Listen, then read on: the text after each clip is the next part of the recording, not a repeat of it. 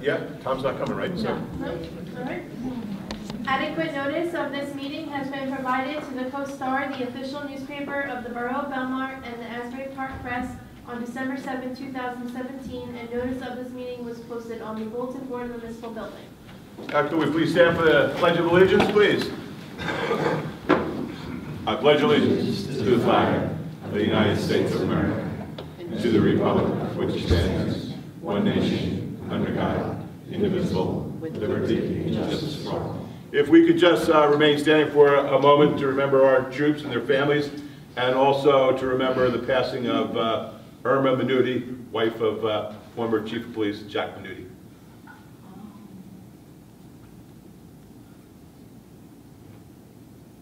Okay, thank you. Council, if you could meet me down, we have a resolution to give out.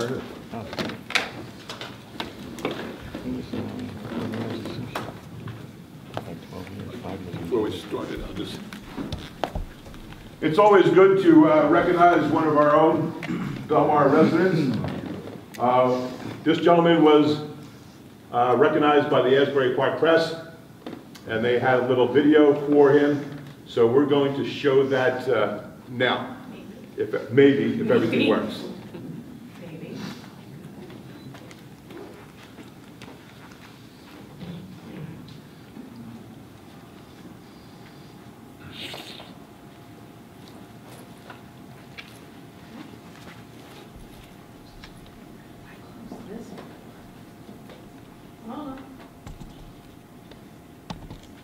Okay. Thinking.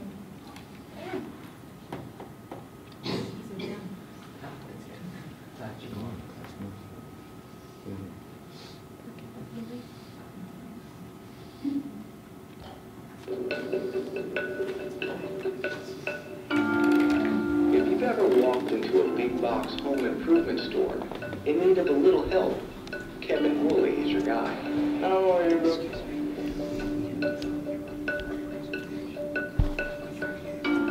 In a time where good customer service is hard to find, Kevin is not.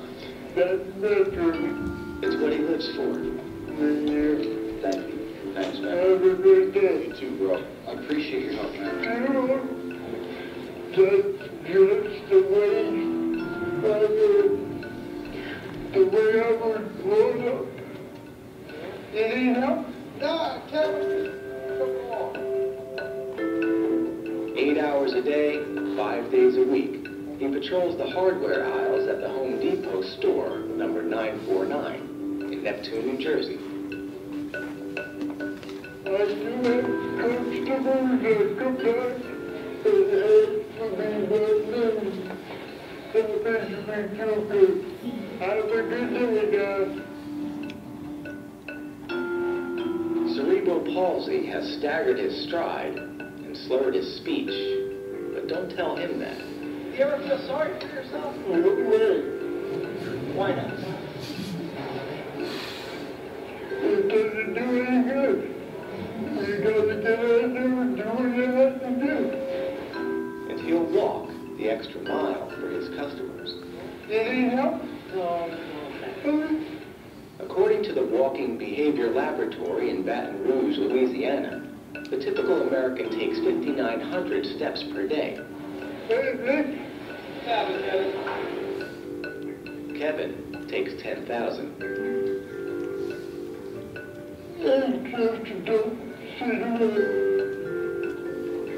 This year he'll be celebrating his 20th year with the company and rarely misses a day. It's a good company to work for. They take care of you. So the next time you're struggling to get out of bed and go to work in the morning, think about Kevin. Go out there and do the best you can.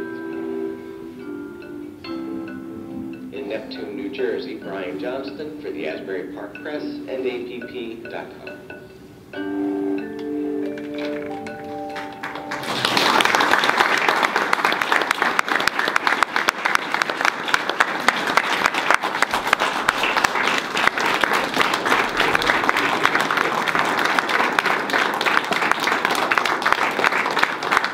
I'd like you to all meet Kevin Woolley. Come on up, Kevin.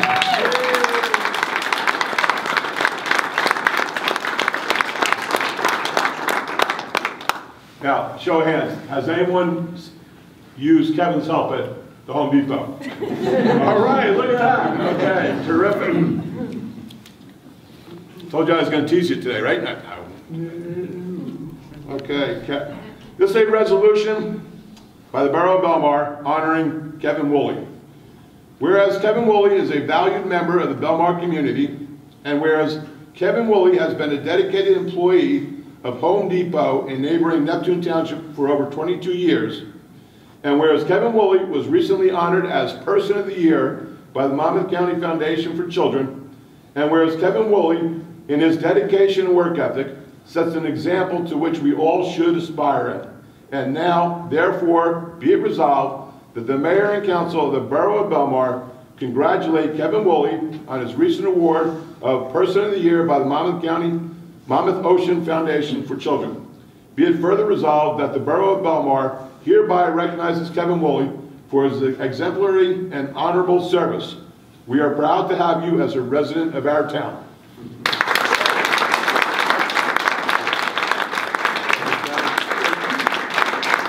I mentioned there, Kevin was our own summer employee, and he used to work the beach as a beach cleaner for many years. And he wouldn't tell where the other workers were hiding. But Kevin was always working, but he knew where his buddies were there, but he never told on them. Kevin, you want to say anything? No? Okay. You're welcome. Hey, here you go, and you don't have to stay. We got a photo of all of you. Oh, sure.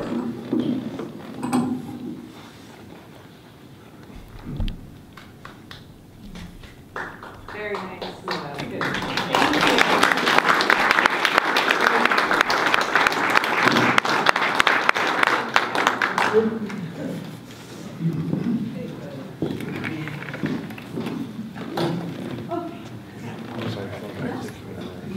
Good.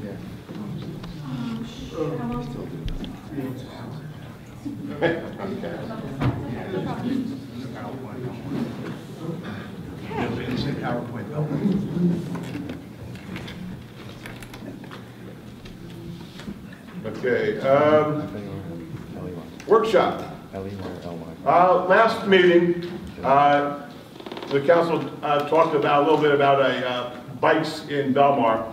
So I reached out to New Jersey Bike Share, and they're going to come and give us a little presentation of their business with bikes.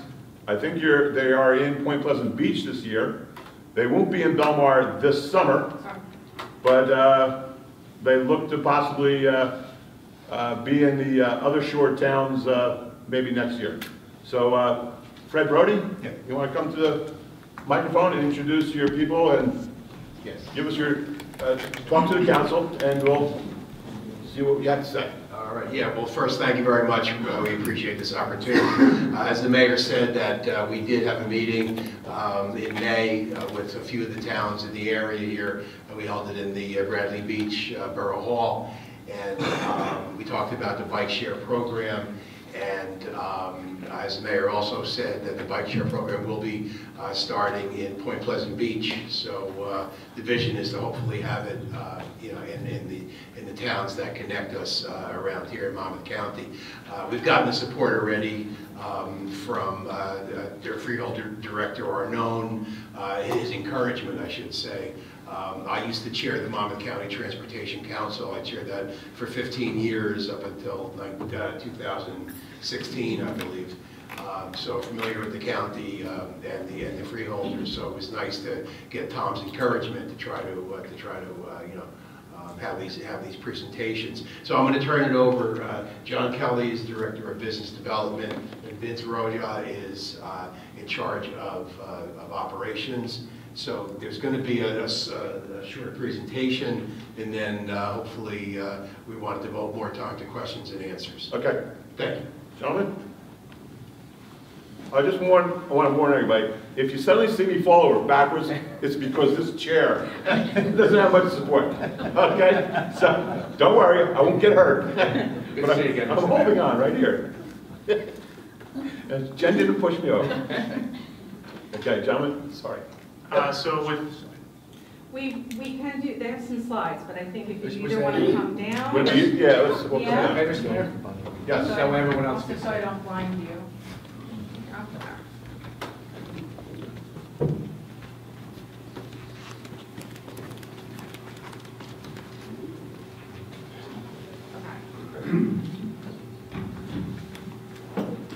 so with bike share, we look at this as a positive amenity for the towns and the many cities and boroughs that we work with. So we look at it as a piece of the local mobility fabric. So instead of getting around by car or train or bus or a cab system, you're getting around on a bike, which is less impactful on your roads. So it's about 1/40,000th of the wear and tear that a car would do on your local roads, as well as reducing traffic congestion and pollution in the local area. So we also look at this as a part of your public transit solution. So it's about creating a public way that is equitable and socially impactful for your constituents and your visitors to get around the borough.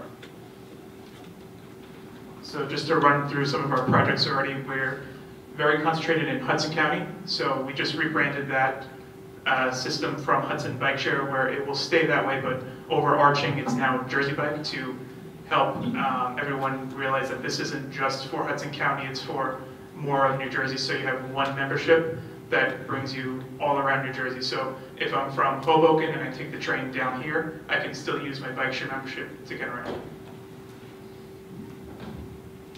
So just a quick overview of what bike share is. It's like I said, it's a transportation solution. So we are creating stations that are stocked with bikes so that people can get around more easily. They're in predictable areas like train stations, economic hubs, where people live, and the beaches, so that people can get around more easily and impactfully.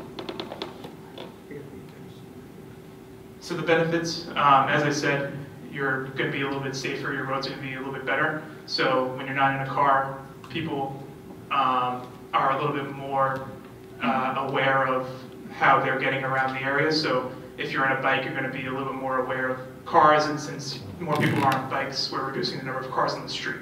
So it's safer for people who are walking as well. Also, as I touched on, the local environment, so you're having less cars on the road, less pollution, and people are getting a little bit healthy as they're expending more energy and using more fit ways to get around the city. So giving people jobs, giving them access to education and amenities and things like that, as well as a 24/7 solution that doesn't need people running it all the time, and people can get around whenever they need to. So far we're at 860 bikes, 75 stations in 8 cities, all under one membership. Bayonne, Hoboken, most of Hudson County, as well as Woodbridge.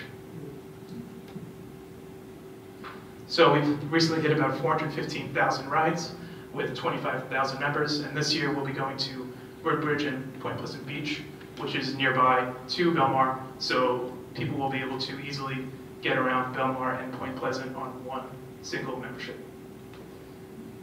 So some highlights: zero cost, nothing for you to pay for. We're all privately funding this. Smart bike technology, use your phone or a key card to access. So we can, the technology will be flexible, so it's easy to expand. We start off with a number we think is appropriate, and we look at some data and do our surveys and see what should go next. And we're also a smart city development company, so as we bring bike share, we can do more, such as parking, to help the local fabric of Belmar. So looking at Hudson County, we launched with Hoboken and Weehawken in 2016 and 2015, and then 2017 we did some more expansion, and then 2018 we're going to add some more stations by the end of the year. So this is pictures of a dockless bike share system. As you can see, it's a mess. So these systems don't have stations. So with our stations, everything is organized and uncluttered. So station design process, we go through what we think will work, we bring it to you, we talk to the local community, we do our surveys, find what the right-of-way is, and then we implement. And then just here's a few pictures. You see it's orderly, it's off the sidewalk, leaves plenty of room for pedestrians to move around, and just makes it accessible for everyone. We also will do some community outreach and engagement, so being at the local fairs, talking to people, seeing how we can improve, and becoming a part of the community. Here are some projected stations. Again, as I said, we bring these to you. Projected cities that you could also work with. And there's some contact info. Can you go back to that? I want to see the cities that you're, okay, I should go back. So we already have Point Pleasant under contract, so we're looking to work with these cities as well. They were actually going to be going to Lake Como right after this. Okay. Any questions? Is that your presentation? Yes. Why don't we have council come back up to the Yeah. dais and take questions? If you don't mind doing that. Thank you.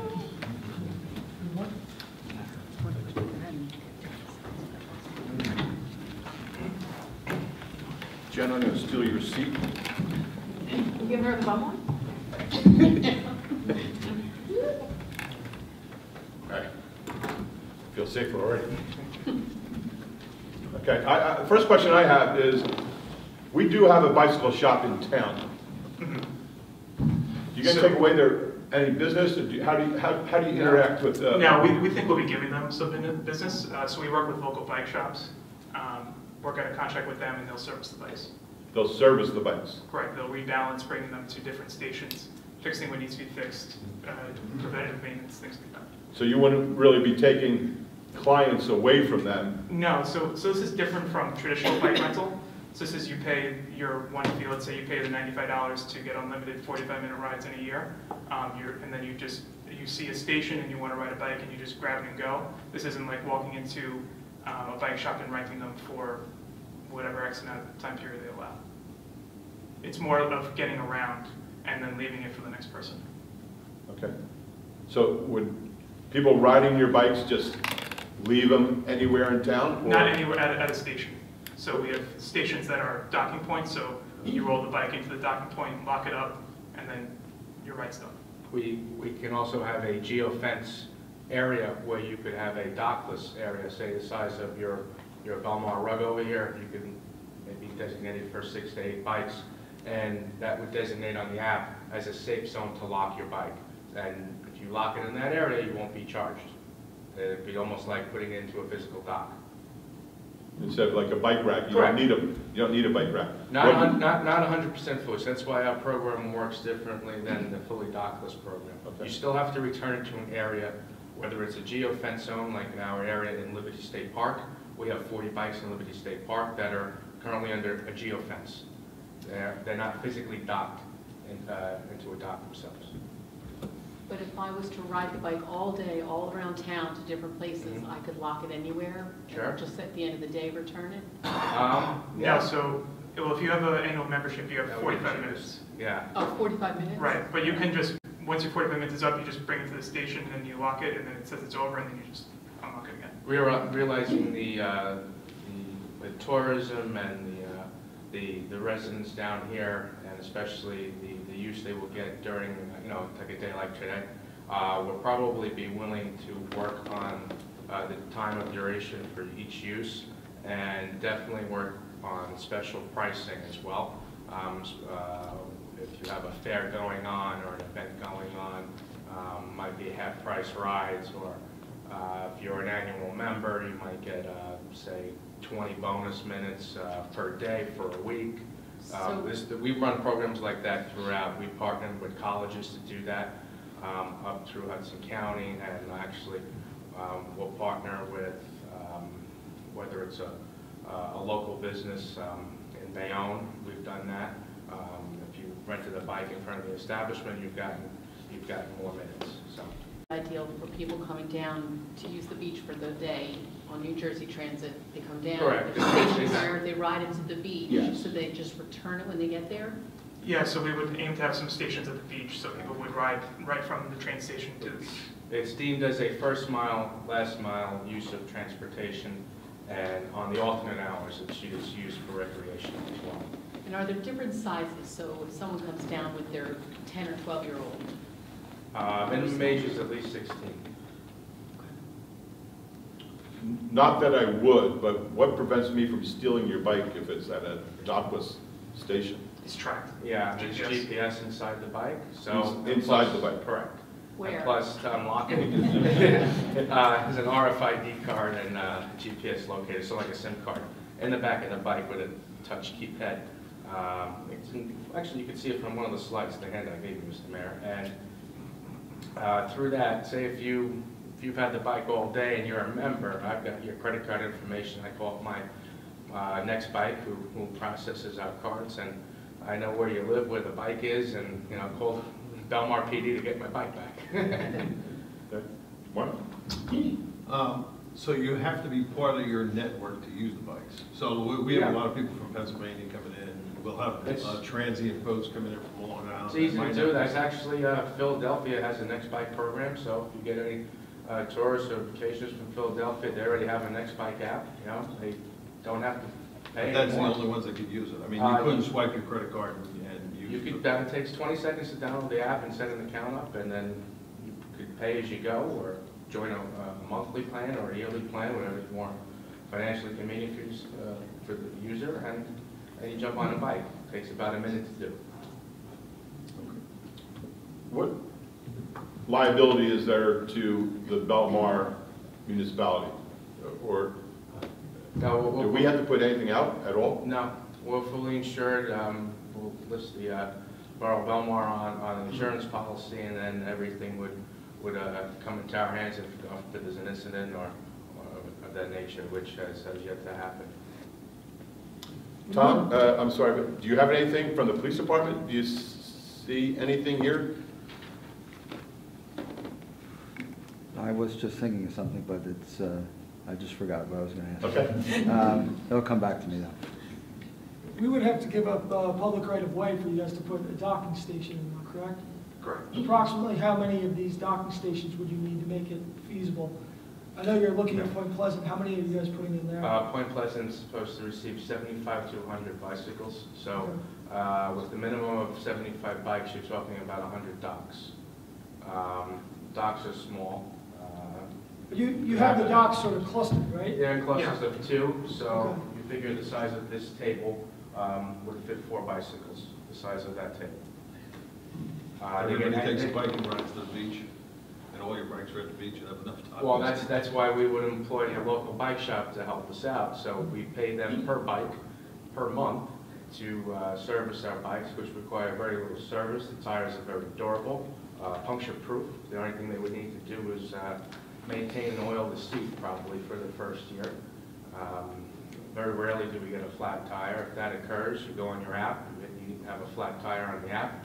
You could safely lock the bike wherever it is. It doesn't have to be in a particular zone, because we know that's a broken or a damaged bicycle, and if the user is really inconvenienced, they hop in a Lyft or an Uber, and we'll pick up the tab for that, the inconvenience. Yeah, my question was if the docking stations down at the beach, if they all take the bikes and they all go down to the beach, you have to have enough docking stations.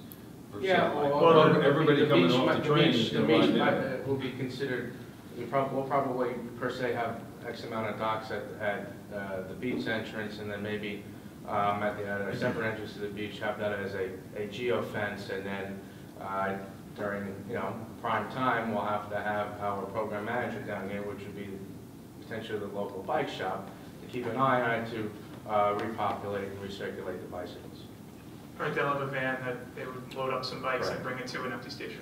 Now, everybody that's in the membership would know where all the docking stations are. It shows on It the shows app. on your app. Shows on your app. Plus, we'll have signs around, around the borough as well. Do the docking stations require power utilities to them? No, So it's they're the powers are on the anchored bike. in. Right now. Yeah, as long as it's a concrete surface or any type of surface other than grass or dirt, they're anchored in and they're hard to remove. Take about a half an hour to install. Just 2 more questions from me. people that are aware of this, they have the app, they have a membership, do they, if they're conscious of it, do they bring their own bike helmets? Well, I mean, Do you that's ever see that? that's Or you determined don't by offer them ever, right? you They're know, never- the user and local law, but yes, they do, and we've done events where we have given out, say, 100 or 200 helmets, you know, to we encourage every user to ride with a helmet. It's in the disclosure when you download the app and when you select the program for the app. And second question, in any of the locations, you know, nationally or in Jersey, Mhm. do you ever utilize the docking stations or the bikes or anything for advertising? Like Yes. local advertising? Yes, as you see, the bikes have two-sided panels, and those two-sided panels are actually advertising panels. They're removable. Our program throughout Hudson County all have advertisers on them. We actually have a bike in Point Pleasant Beach with Mayor Reed that is geared up to promote advertising for Point Pleasant Beach. It has a beach chair on it with an umbrella and a beach ball, just to show the potential capabilities of that. That's based on a yearly fee for that, and that's determined by market price for that. And in addition to that, in commercialized zones, we can put a 6x4 advertising panel that's also anchored into the ground with a small solar panel on top. So it's a two-sided static board. That also generates revenue for the program as well. And if we move forward, how quickly do you get set up to take a week, a month, 3 So months? figuratively, if we're talking to you submit for proposal, we'd respond. That relatively is signed rather quickly. Let's just use September as an example. You're talking a May launch of next year. The bikes are made by hand in Leipzig, Germany, and they're made per market, so you would have your own logo on the bike, as does all the other programs. So it's very hard to take a bike from Hudson County because this wouldn't say Belmar bike share on it. So we wouldn't want to do that. You know, you're the star, so you deserve your name and your logo on each bike that you have. So if you got off the Belmar train station and you took the bike, would you be allowed to ride it to Avon or Bradley Beach? Or? Yeah, I mean, if Avon comes on board and Bradley comes on board, certainly. If Avon, say, didn't want to come on board, that's when we would ask maybe businesses or local people that owned, say, a large lot, private property, we could install on there, and you could have a station there. But if I rode it to Avon Asbury, I could just lock it for the day. Correct. Just pay the extra. Okay. Mm-hmm. Well, I mean, you could also lock it to a station that's there. Correct. You could actually, you have a bike dock out front, a generic bike dock. You can dock it there if you wanted to. Doesn't necessarily have to be our dock. That's the purpose of having an electronic lock. Any other questions? I think we would definitely need some type of dedicated bike lane on Ocean Ave if we were gonna pursue something like this. I mean, we got a lot of traffic down there. It might be, it could potentially be a little dangerous if we. Well, in Hudson County, we've seen people use a lot of side streets. Okay. And since we've launched, we've seen a lot of people are more aware of cyclists, not just the people that use our system, but other cyclists, and it's helped actually promote and give awareness to the need for bike lanes, so they've recently put in a bike lane on their main street. Oh, okay. Okay, gentlemen. I have a question. Oh, It came to me, yes. I'm just curious, what's your percentage of clientele? Like, do you have, is it mostly members that join, or is it just people who just use it for one time or 2 times? It's mostly people that join and pay for the annual membership. So that's a lot I mean, more. it's gonna be different depending on the market. So Okay, I was just curious. Yeah, down here, I'm sure we would have a good mix of pay-as-you-go and annual memberships. Okay. But up in Hudson County, it's a lot more commuter-based as well. So there's a lot of annual memberships. People use it 2 or 3 times a day. All right. and did you say Monmouth County Freeholders is promoting this, Fred? Well, no, when I had originally spoke to Freeholder Director Arnone, he thought it was a really good idea, and he suggested that I reach out. So there's nothing, no formal support or anything like that from the county per se, but Tom just thought it was a good idea. And so that's why when I reached out to all the towns, I said that I would copy him, and I did on on all the emails in case anybody wanted to talk to him about it. And again, if you remember, he did come to the meeting in Bradley. So yeah, he thought it was a great idea. But that was him. Okay, gentlemen, thank you. Thank you, Mr. Mayor. Thanks, Council. Thank you for your time. Next on the workshop, last week I went to the library meeting, and I was really impressed with the work and the activities that our Belmar Library, in conjunction with the new community center on 7th Avenue and D Street, is doing. It's actually like an annex of the library.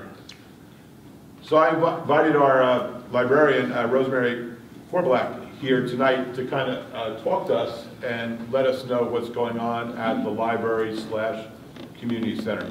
Ro?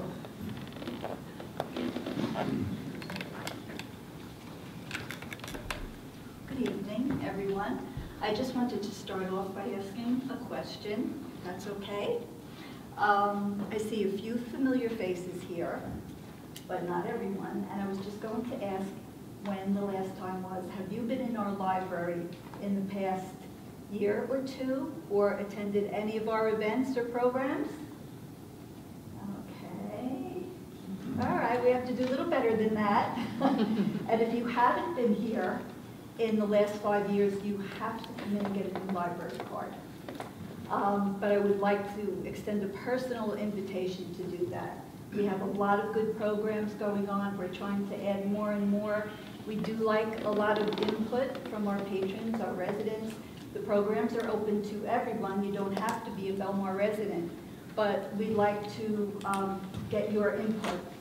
And that's how a lot of our programs developed, through people giving us suggestions, and we tried them out, and a lot of them have worked. So please stop in, see us, and get a library card. Okay, so we do have, can you hear me? Can you look towards you a little bit? Okay. Is that better? You guys talk a little bit closer to it. Okay. Closer. Okay. We have so many things going on at the library, and we have been able to switch a lot of our programs and events over to the community center.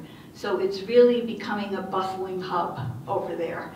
We have fitness classes, both physical and mental. 5 days a week. We have 3 chair yoga classes, 2 strength and stretch, 1 yoga Pilates, 1 Zumba Gold. And they started out as classes for seniors, and they just blossomed. We have so many people. Every now and then we have to send someone away because there's not enough floor space, which is why we're adding more classes. Sounds like parking. Yes, it does. We also have the fitness classes for the mind. We have Mahjong twice a day on Monday. We have a bridge class on Wednesday, and we have a meditation class every Monday morning. We have all of our cultural events over at the community center, starting with the Chinese New Year in January or February, depending on the time period that it runs, our Black History program, our Irish celebration, our spring celebration, the summer concerts that we have on the lawn, that's jumping back to the library. But all the other ones, we've been trying to have at the community center because it's a much bigger area. And we've gotten a lot of positive feedback. We have been developing partnerships with Belmar Elementary School over the years, St. Rose Grammar School, and touching into St. Rose High School. We haven't smoothed that out yet, but we're working on it, a bilingual story time. What's Belmar. that? What's the bilingual story time? Well, the high school students in one of the Spanish classes wrote in Spanish and illustrated story tales for children. And they wanted to come over to the library and read them to the children. And the logistics have just been a little bit difficult to work on, so we're gonna pick up again on that in the fall. But I thought that would be a great idea. We'd also like to get the parents of some of the children, because the language barrier for the children themselves in the Belmar Elementary School, there really is none. It's their parents. So we wanted to try to make it a family affair. We also partner with the Historical Society and co-sponsor some events, the Belmar Women's Club, the Belmar Arts Center. If anybody's been to the went to the Harry Potter program we had in April, that was the success of that was much due to the Belmar Arts Center. But it was a collaboration, as it usually is, and we've had requests now to have that every year. So every time we try something, for the most part, it really, really flies. And people, again, we take their input, we ask them for suggestions, what would you like to see? And we will almost always try it if we can. And most of the time it works. Every once in a while, the timing's not right. We also have programs for children. We have story time on Wednesday. We have youth art workshop, which meets every month during the school year and every week during the summer. This year we started the after-school homework club, which didn't quite take off because we started it a little too late, but we're going to bring it up again in September. And the after-school Shake Out Your Stresses for the youth yoga classes, that was a big success. What else do we have? Well, I'm going to chime in too, because there is also a lot going on at the community center. There's, of course, the clothes closet and food pantry has continued in terms of a resource, which was one of the reasons why we first endeavored to take a look at that lease for the community center to keep it open. We have our Belmar Senior VIP room. We have over, I think, 125 members now of Belmar, mostly Belmar residents who bought a membership card. It gives them access to a really kind of nice living room area where there's a coffee bar and the news is playing and they can do puzzles or they can just chat with each other. We've done some cooking classes, making that available to our senior VIPs. So Ro is completely right. We are trying to make that place a bustling center of activity. And I encourage you all to stop by and visit. We're also, Ro hasn't gotten there yet, but making a lot of progress on our makerspace, which would be located on the second floor.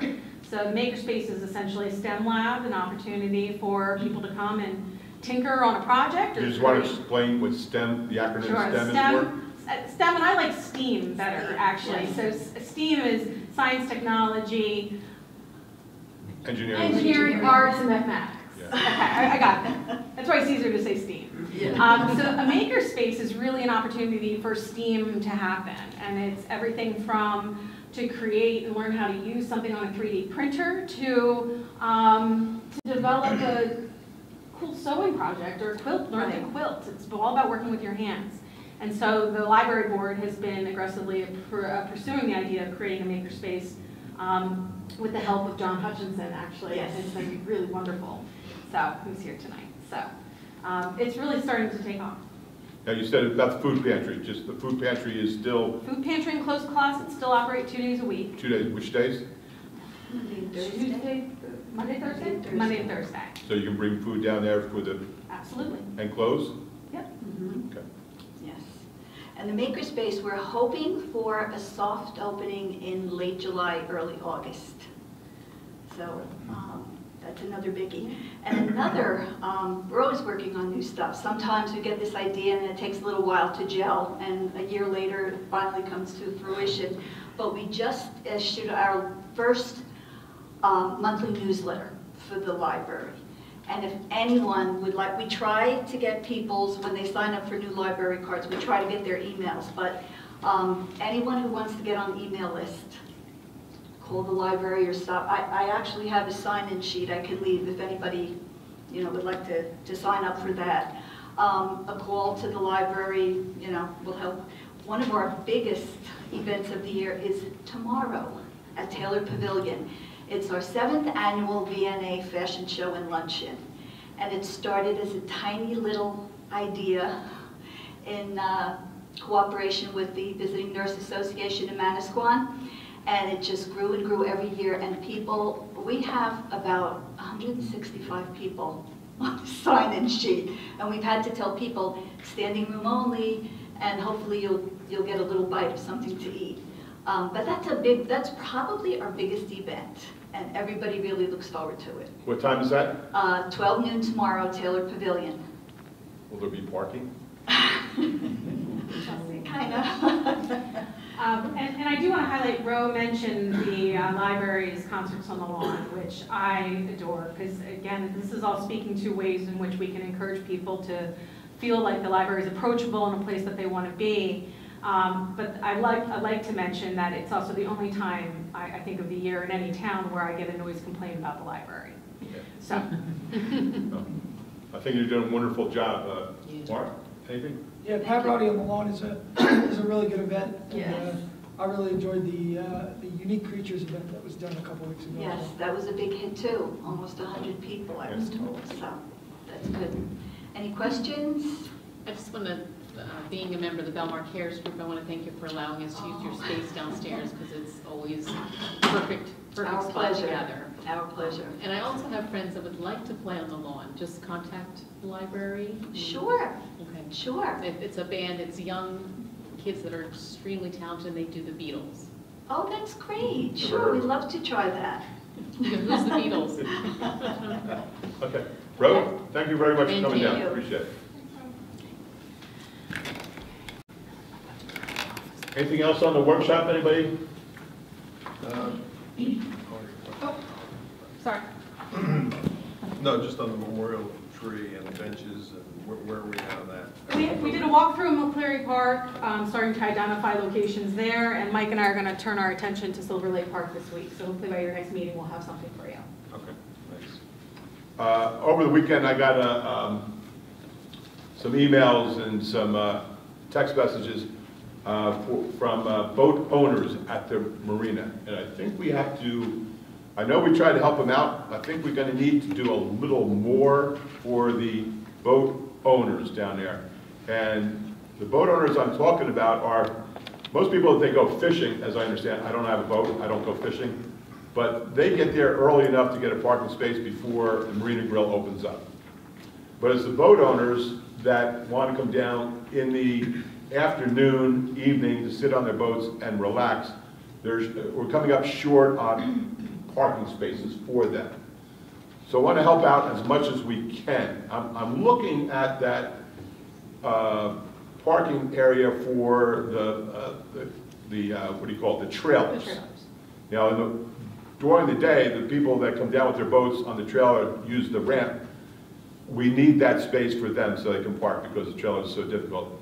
But at the end of the day, when those cars leave with the trailers, there's probably space that opens up there. I think that we might be able to utilize for the boat slip owners, not for the restaurant, people going to the restaurant. You know, because so if we have like a permit or something like that, you're a boat owner, you can park in there when space opens up. So, you know, I'm just throwing that out to you if you have any ideas. We did something similar to that last year, I believe, or 2 years ago, with issuing permits and allowing boat owners to go and park in there, you know, after the trailers had gotten out. Did we do that, Tom? We did that last year as kind of an intermediary step. How'd that work out? You need to man it. So we would need to man it with a special officer or a parking attendant or something of that sort. So, you know, what we can do is, when we went down today and we were taking a look at a couple different options with the chief of police, and Mike Campbell has DPW. So we have some thoughts that we're going to put together for your consideration. And again, we'll take into account any potential expenses that might be incurred for doing that. Yeah, it'll probably cost us a little bit more, but we're bringing in a lot of money there from the boat slip owners. So, and I know this weekend, how quickly can we move on this? Because if it's another nice weekend, we're going to have the same situation as last weekend with boat owners not having enough parking space. Even though we've we try to give them some permit parking, We but do. it's just not as much as we need.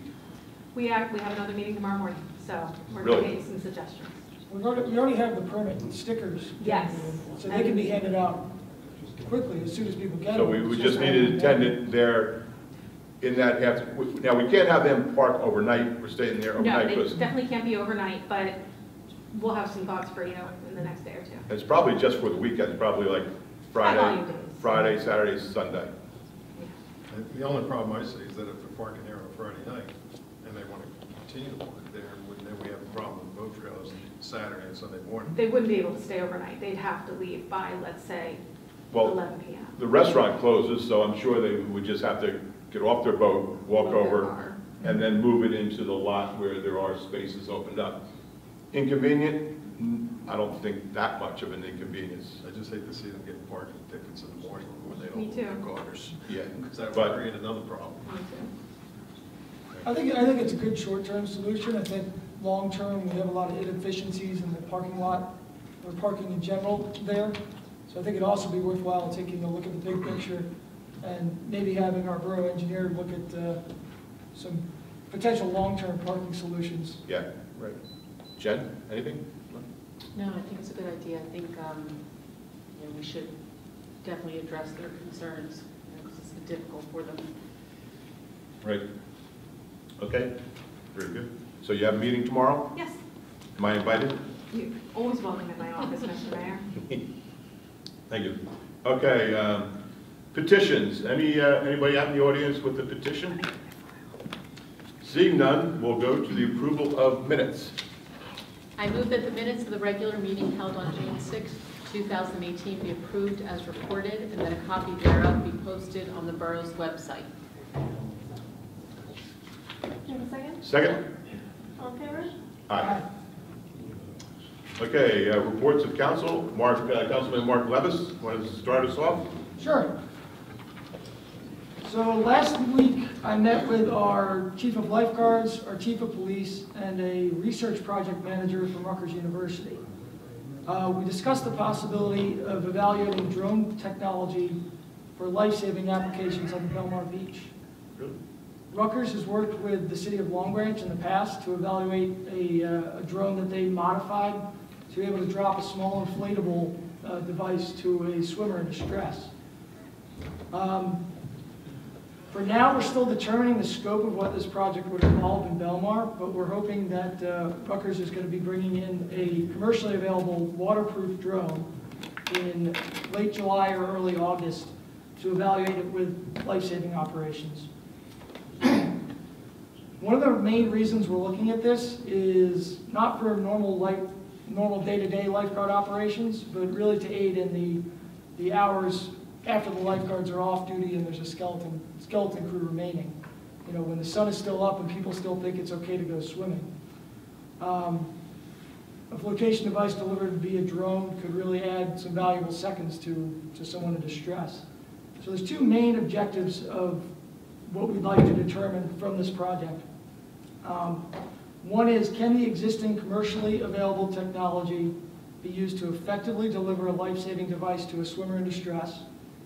And two, what steps do we need to do to integrate this technology into our existing lifeguard operations? So, again, it's really just a research project. Nothing's, we don't have to foot any funding on it. Rutgers is gonna buy the drone, and we're essentially giving them permission to evaluate it on our beach with the assistance of our lifeguard staff to see how it's going to work with them. So they could potentially launch a drone from the 10th Avenue Lifeguard Station, send it down to 2nd Avenue Beach faster than the lifeguards could get there, and drop it off. But from the videos I saw of them testing it in Long Branch, they were able to get a drone out to a swimmer faster than a lifeguard. Now, this doesn't reduce the need for a lifeguard. You still need a lifeguard to physically pull someone out of the water, but if you can get a flotation to them faster, it buys them a lot more time. So it's interesting technology. I'm looking forward to see how well it's going to work. How do they handle the operators of the drone? I mean, you would have to have some sort of training to operate that. Right, so, You'd have to have a group of lifeguards. so that's what I've asked, Eric to give us, was maybe select a couple lifeguards who he feels would be able to look at this, and that's one of the things we're gonna be evaluating too. We know the guys from Rutgers can probably operate this thing because they've been doing it the whole time, but we want to see if we can train a lifeguard to be able to use it effectively. Right. I know as a lifeguard, there's some days where the water gets so rough, you can't get a jet ski out or a boat out or a kayak out because of the waves coming in, where the drone can just fly over that. It may be able to. And get out to where the bather is. Okay, thank you. Mark? Thank you. Mark? Thanks, Mayor. I really don't have anything really important for this meeting, so I'll defer till next meeting. Okay. Since we have a lot on the agenda. Councilwoman Nicolai? Yeah, not a lot. I know we've got school ending. Tonight's the Belmar Elementary School graduation. Just want to congratulate all of the students and their parents for doing such great jobs. There were a couple different accidents in town with bicycles and things like that. If everybody could just be a little bit more cautious to walkers, bike riders, people crossing the streets, etc. I know that the number of people in town certainly increases immensely, so if everyone could just be careful of that. And always please shop, dine, and buy local. Thank you. This Friday night at 6 p.m. we have a ribbon cutting for a new business in town called Creative Lab. It's two doors down from Don's Pizza. Former Belmar resident Lauren Stout is the owner, and it's I guess it's getting into the teaches technology, right? It's a makerspace. It's a makerspace. Yeah, that we were talking Can you about. explain what makerspace is? So that the makerspace is what the library is looking. Are you talking to me? No, she's laughing at me. It's a STEAM lab. It's a STEAM labs where people will be able to go and learn how to use certain technologies and tinker with equipment. Very good. Oh, and last week I participated in a program at Belmar Elementary called Teacher for a Day. I was assigned to the second grade class, Miss Lauren Diffley's class. She's a great teacher. If your child is in second grade, you're very lucky if your child is assigned to her grade. I had a great time. I was there from 8 until 3. A couple days later, I got a card from one of the students, three-dimensional card. And if you remember back in the late 50s, early 60s, there was a show on radio called the Art Linkletter Show. Children say the darndest things. So I selected this one card written to me by Zoe. She's my new BFF.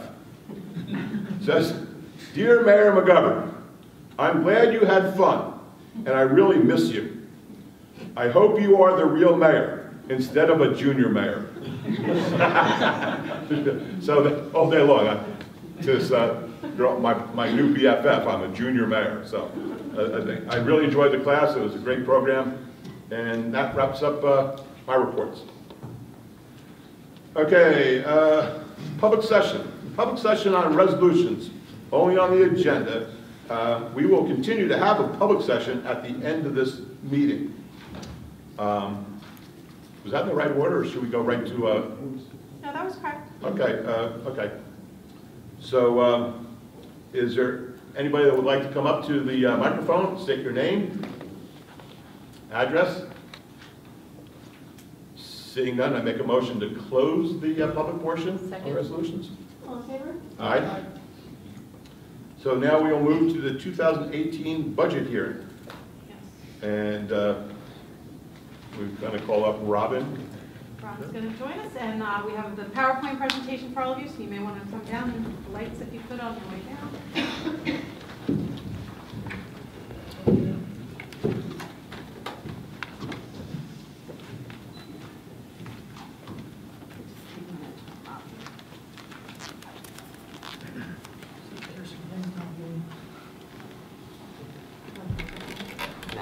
I don't think you need to.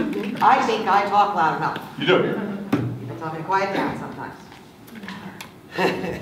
especially because Colleen sits in the office next to me. She knows everything I do all day long. For those of you who don't know me, my name is Robin Kirk. I'm the Chief Financial Officer for the Borough of Belmar. I come to one meeting a year, that's all I'm required to present the budget as has been introduced by the Mayor and Council. This year will probably be my last. For those of you who don't know, I'll be retiring at the end of the year. So, you won't have to watch this boring slideshow anymore. Hopefully, the next time you see this, it'll be nicer colors or something, because it doesn't really change a lot every year. So, I'm going to go through this pretty quickly, but we will have a public session on the budget once I've completed. So, hold your applause and all that good stuff on no tax rate increase until the end. Okay. The Borough of Belmar's budget is comprised of 4 different funds. We do have the current fund, which is, I shouldn't stand in front of that, should I? 15.3 million. Just so you have, on every one of these slides, I'll have like a 6-year history on what our budget looks like. And this is why I'm going to go through it quickly. Because if you look at that, we are very stable. Things don't change a lot. Although we do a lot more, we do a lot of services, we do capital projects. We try to strike stable budgets every year. We plan for things ahead of time. So if something's going up, we might kick something else down. So again, our current fund budget, which is taxpayer dollars, $15.3 million. Our water and sewer utility, 3.7. Our beach utility, 4.6. And our little parking utility, which is all those parking spaces down that beachfront, 163,500. I'll now go through a little more detail on each of the budgets. I'm going to discuss our utilities first, because those are the more flat-lined, not much about them. So we'll go through those first. Our water and sewer utility. The blue line you see there is our other expenses. Budgets are broken down usually into these 4 categories. The other expense in the water utility is the largest part of our utility. That is because over $1.9 million of that, close to $2 million, is actually paid to outside agencies. Whether it's to SMRZA to get rid of the sewer, or it's the water coming in from New Jersey American Water and the New Jersey Water Supply Authority. So with this budget, very little we can do about it, because it's automatic payments to go to those outside utilities.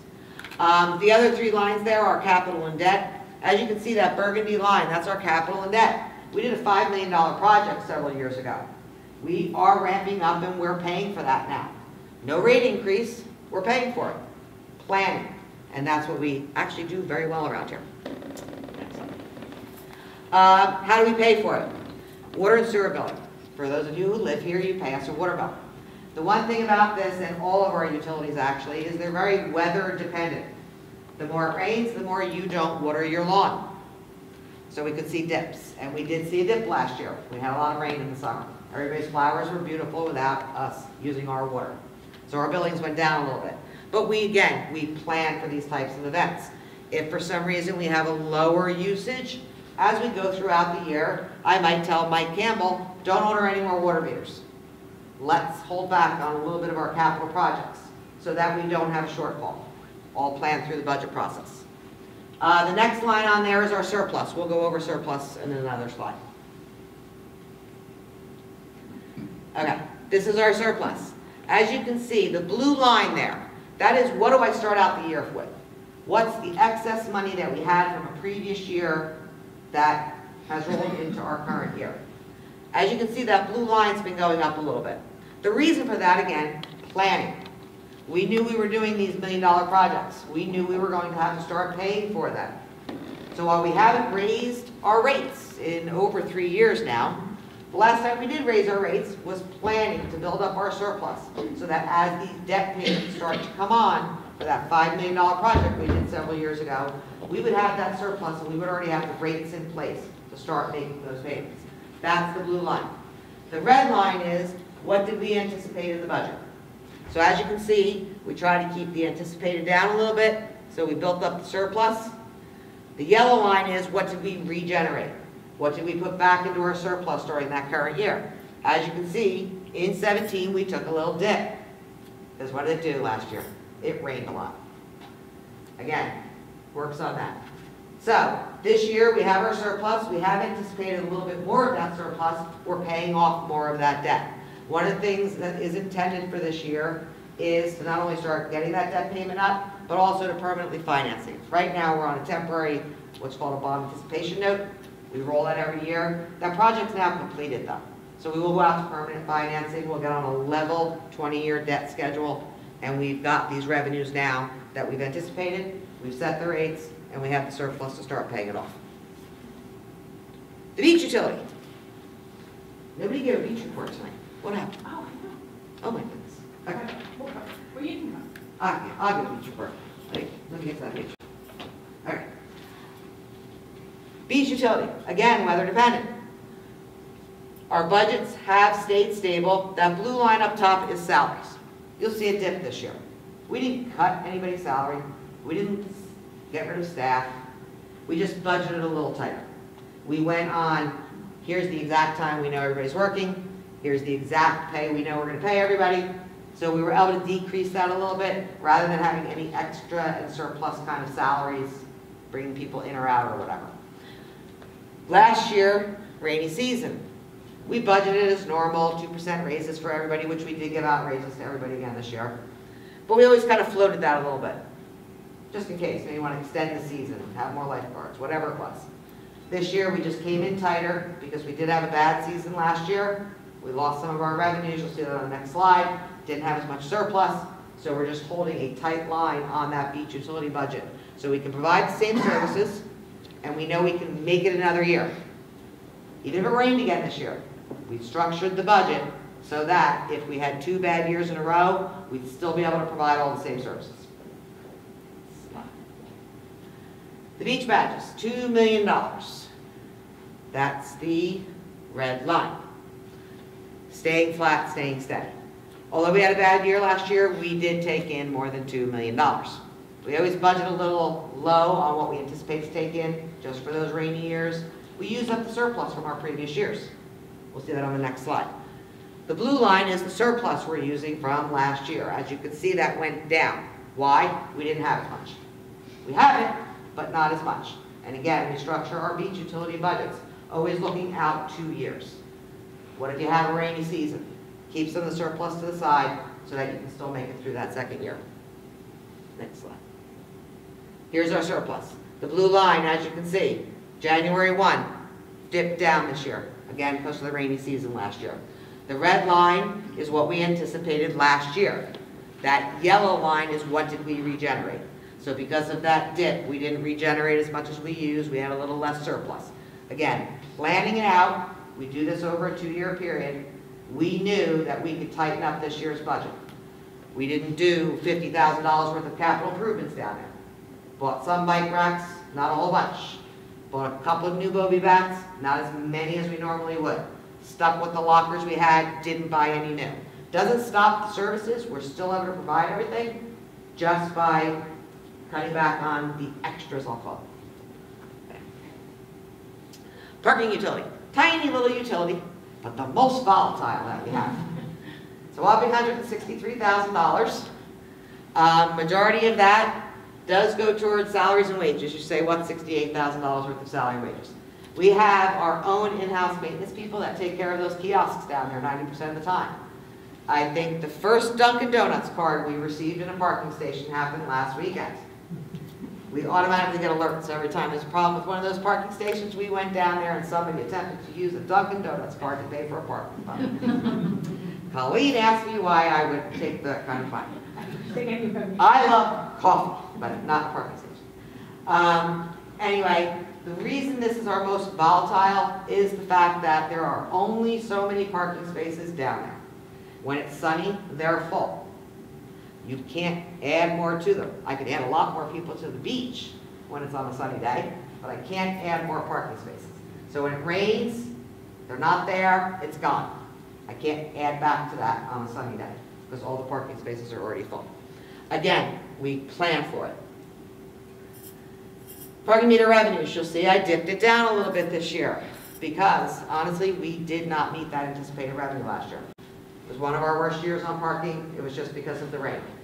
Budget didn't go bust. We still had other money that came in, little things here and there. We were able to decrease some of the new parts that we bought for those parking stations down there. So we were able to balance the budget by not expending all of the expenses out of the budget. Surplus, as you can see again, the blue line.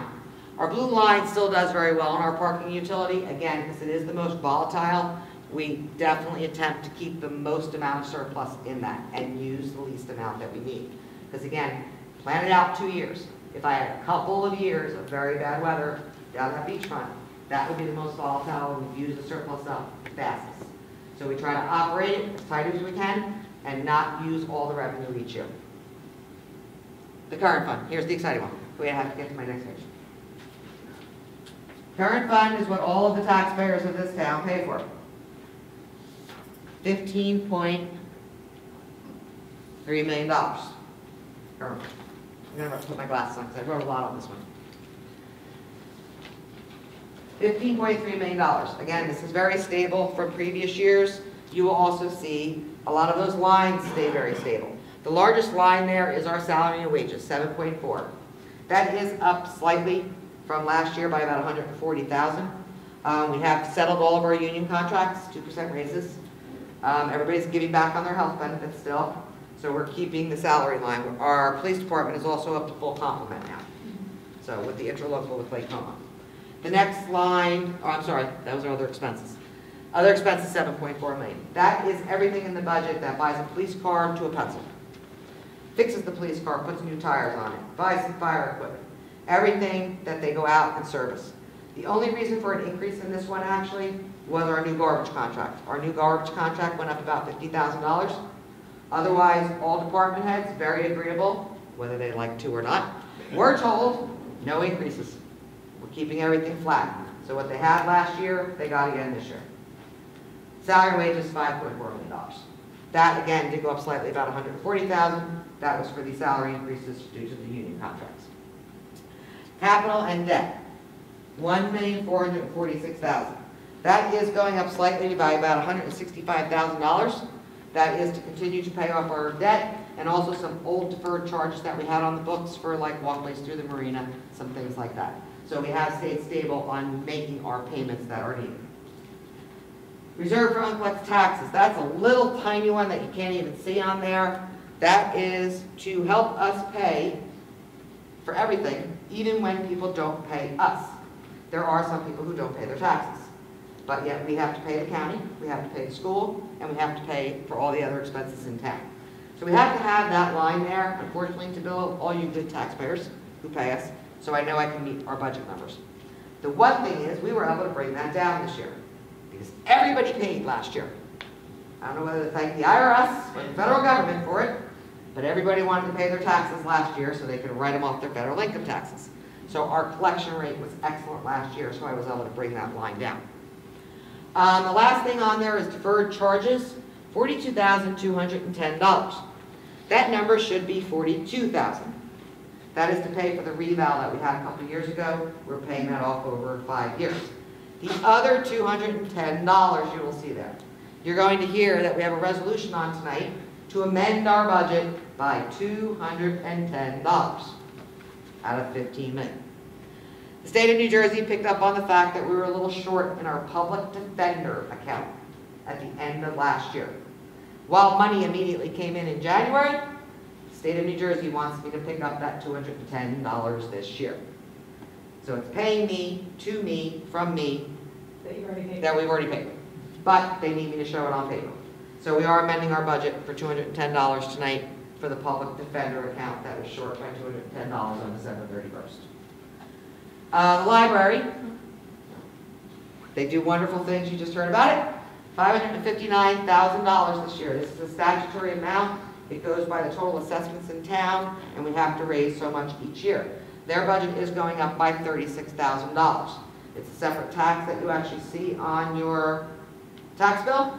While they're going to go up $36,000, the municipality is actually going to go down $36,000 on what we bill all of you. So we left the tax rate the same. We're on revenues? Now revenue. Now we are on revenue, $7,199,000. That was actually like $7,200,000. I think we went down by $759. So we are leaving the taxes the same this year.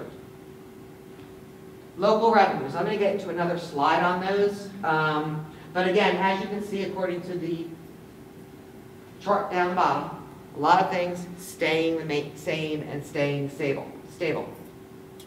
Our surplus use, other local revenues that come in, our marina, the court revenues. Building department's doing absolutely wonderful. All this building going on in town. So, but we will go over our local revenues, which is a main part of our budget, in a second. Can we go to the surplus line? Our surplus. As you can see, the blue line, I should ask a question, what is that? January 1, right? January 1st surplus. As you can see, we took a dive, went up, dipped down a little bit, and now we're on our way back up. What's causing that? What's causing that is those local revenues that are coming in. Taking in a little more money every year than we actually anticipated. But we have left the burgundy line, what we need in our budget. We've left that the same. Not necessarily increasing it, telling the police department they could buy another car. Mike Campbell would love it if I said go buy another car, use up some of the surplus. The intent is to build that surplus back up. Let's have that excess there. We run into an emergency where we need to pay for something that either wasn't budgeted and we have to have that money for next year. A one-time expense. Do we need to pay something off? Things like that. So we try to bring that surplus up in order for the unforeseen, things that we need to pay for. But the use of our surplus to actually operate on a day-to-day, try to get that to a flat number, as you can see we have done over the past 3 years. Okay, last slide. How do we keep the taxes with no increase? And how have we done that? We have brought in other revenues into this town. Over the past several years, going to my slide, local revenues have gone from $4 million to up to $6.6 million. We have been able to increase what local revenues we bring in, other than taxes. Of course, the largest one was the, the largest one was the interlocal with Lake Como for the police department. Granted, it did cost us some money, but we did bring about $1 million in. That's going up to $1.2 million this year. The other thing, the pilot payments from the developers. Fifth Avenue and Main Street now comes into the borough as a pilot payment. They pay conventional taxes on the land. They pay us a separate bill for the improvement. Just like all of you pay taxes on land and your house, on their house, they pay us directly through what's called a pilot payment. When everybody else pays their taxes, part of that comes to us, part of it goes to the county, part of it goes to the school. When you do a pilot agreement, 95% of that payment comes to the municipality. So we have agreements with them for 30 years, 35 years, where those taxes come to us, not necessarily to the school, not out to the county, but it all comes here. So it helps us increase our revenues. The other thing we've been very good at, and through our departments and our department heads, coming up with other arrangements of interlocal agreements. There's a $62,000 increase in our local revenues this year, because we had a fire official who wanted to go work for other towns. Well, guess what? You can do that, but you can do it from here. He went out, he made the agreements, Colleen worked on it. We're our fire official now, not really increasing a lot of hours, but he's not only able to do our inspections, he does Spring Lake Heights inspections, Spring Lakes inspections, and he was already doing Lake Como, but we've now combined it into an interlocal agreement where it all comes through Belmar. So Belmar's revenues actually went up $62,000, helps us pay for other things. The other thing that's hitting our budget this year as a local revenue is, and I heard you all talking about it, and I know it's causing problems with parking in the marina. We have a very nice building over there. Last year, that building was only paying us 6 months rent. We also have 2 buildings down our beachfront, the 5th Avenue and the 10th Avenue pavilions. While we do split the revenues between the current fund and the beach utility for those 2 buildings, last year also, those were only 6 months rent. They are now coming online for a full year. So that was another $90,000 that came into our local budget to help offset and keep the taxes down. That's pretty much everything I have. Yep. That's why it says blank.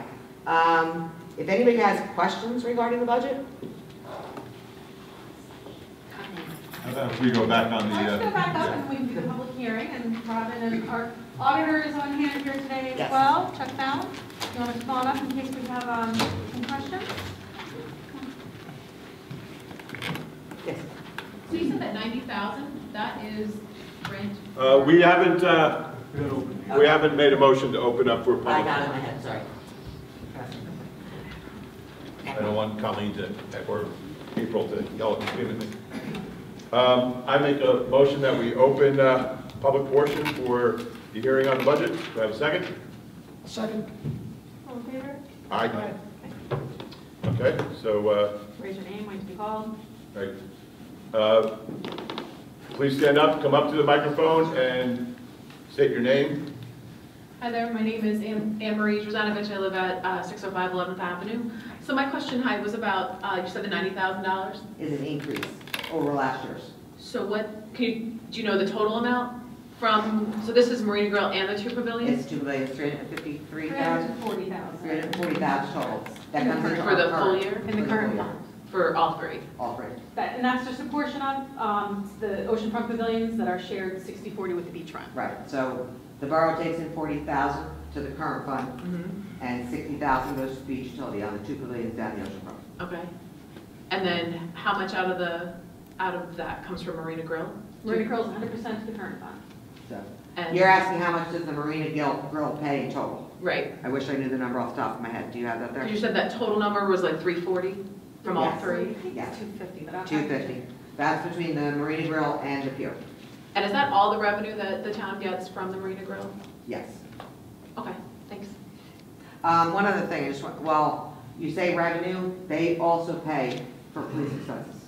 Yes, Okay. They do get a one-time bill every year for additional special police officers that we have done. Okay. Last year was approximately 30,000. Okay, thank you. Thank you. Anybody else want to raise your hand?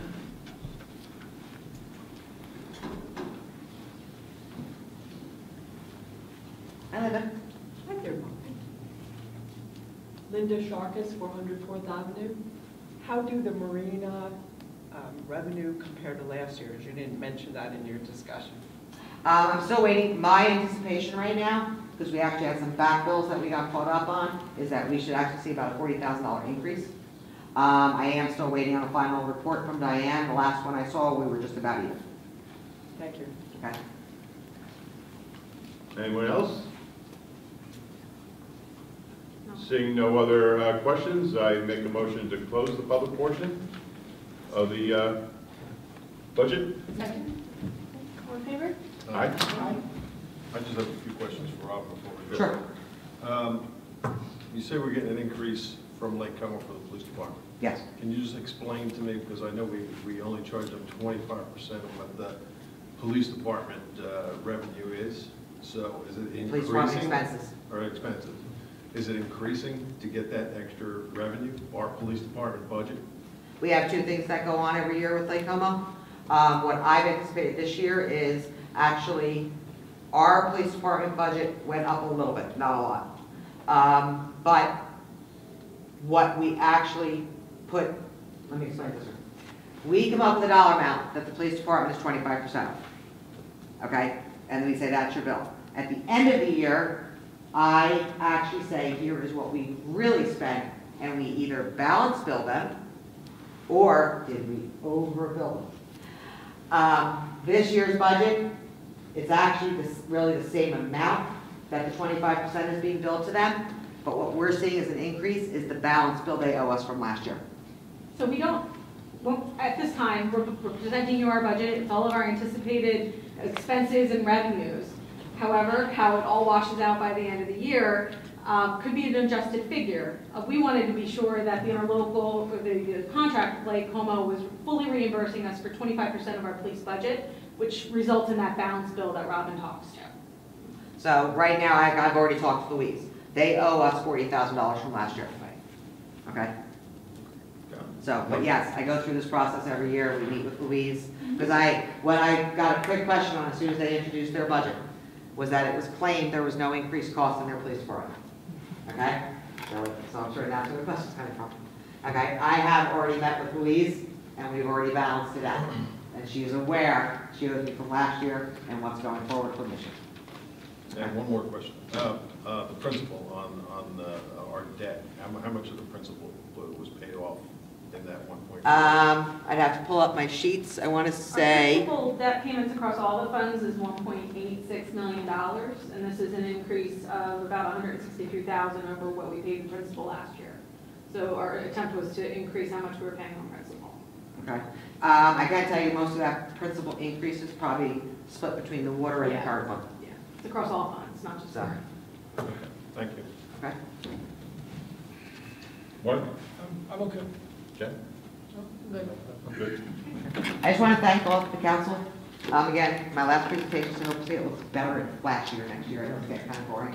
Thank Colleen. She was very helpful this year. She actually did the presentation for me because I've been in Florida for a week looking for my retirement home.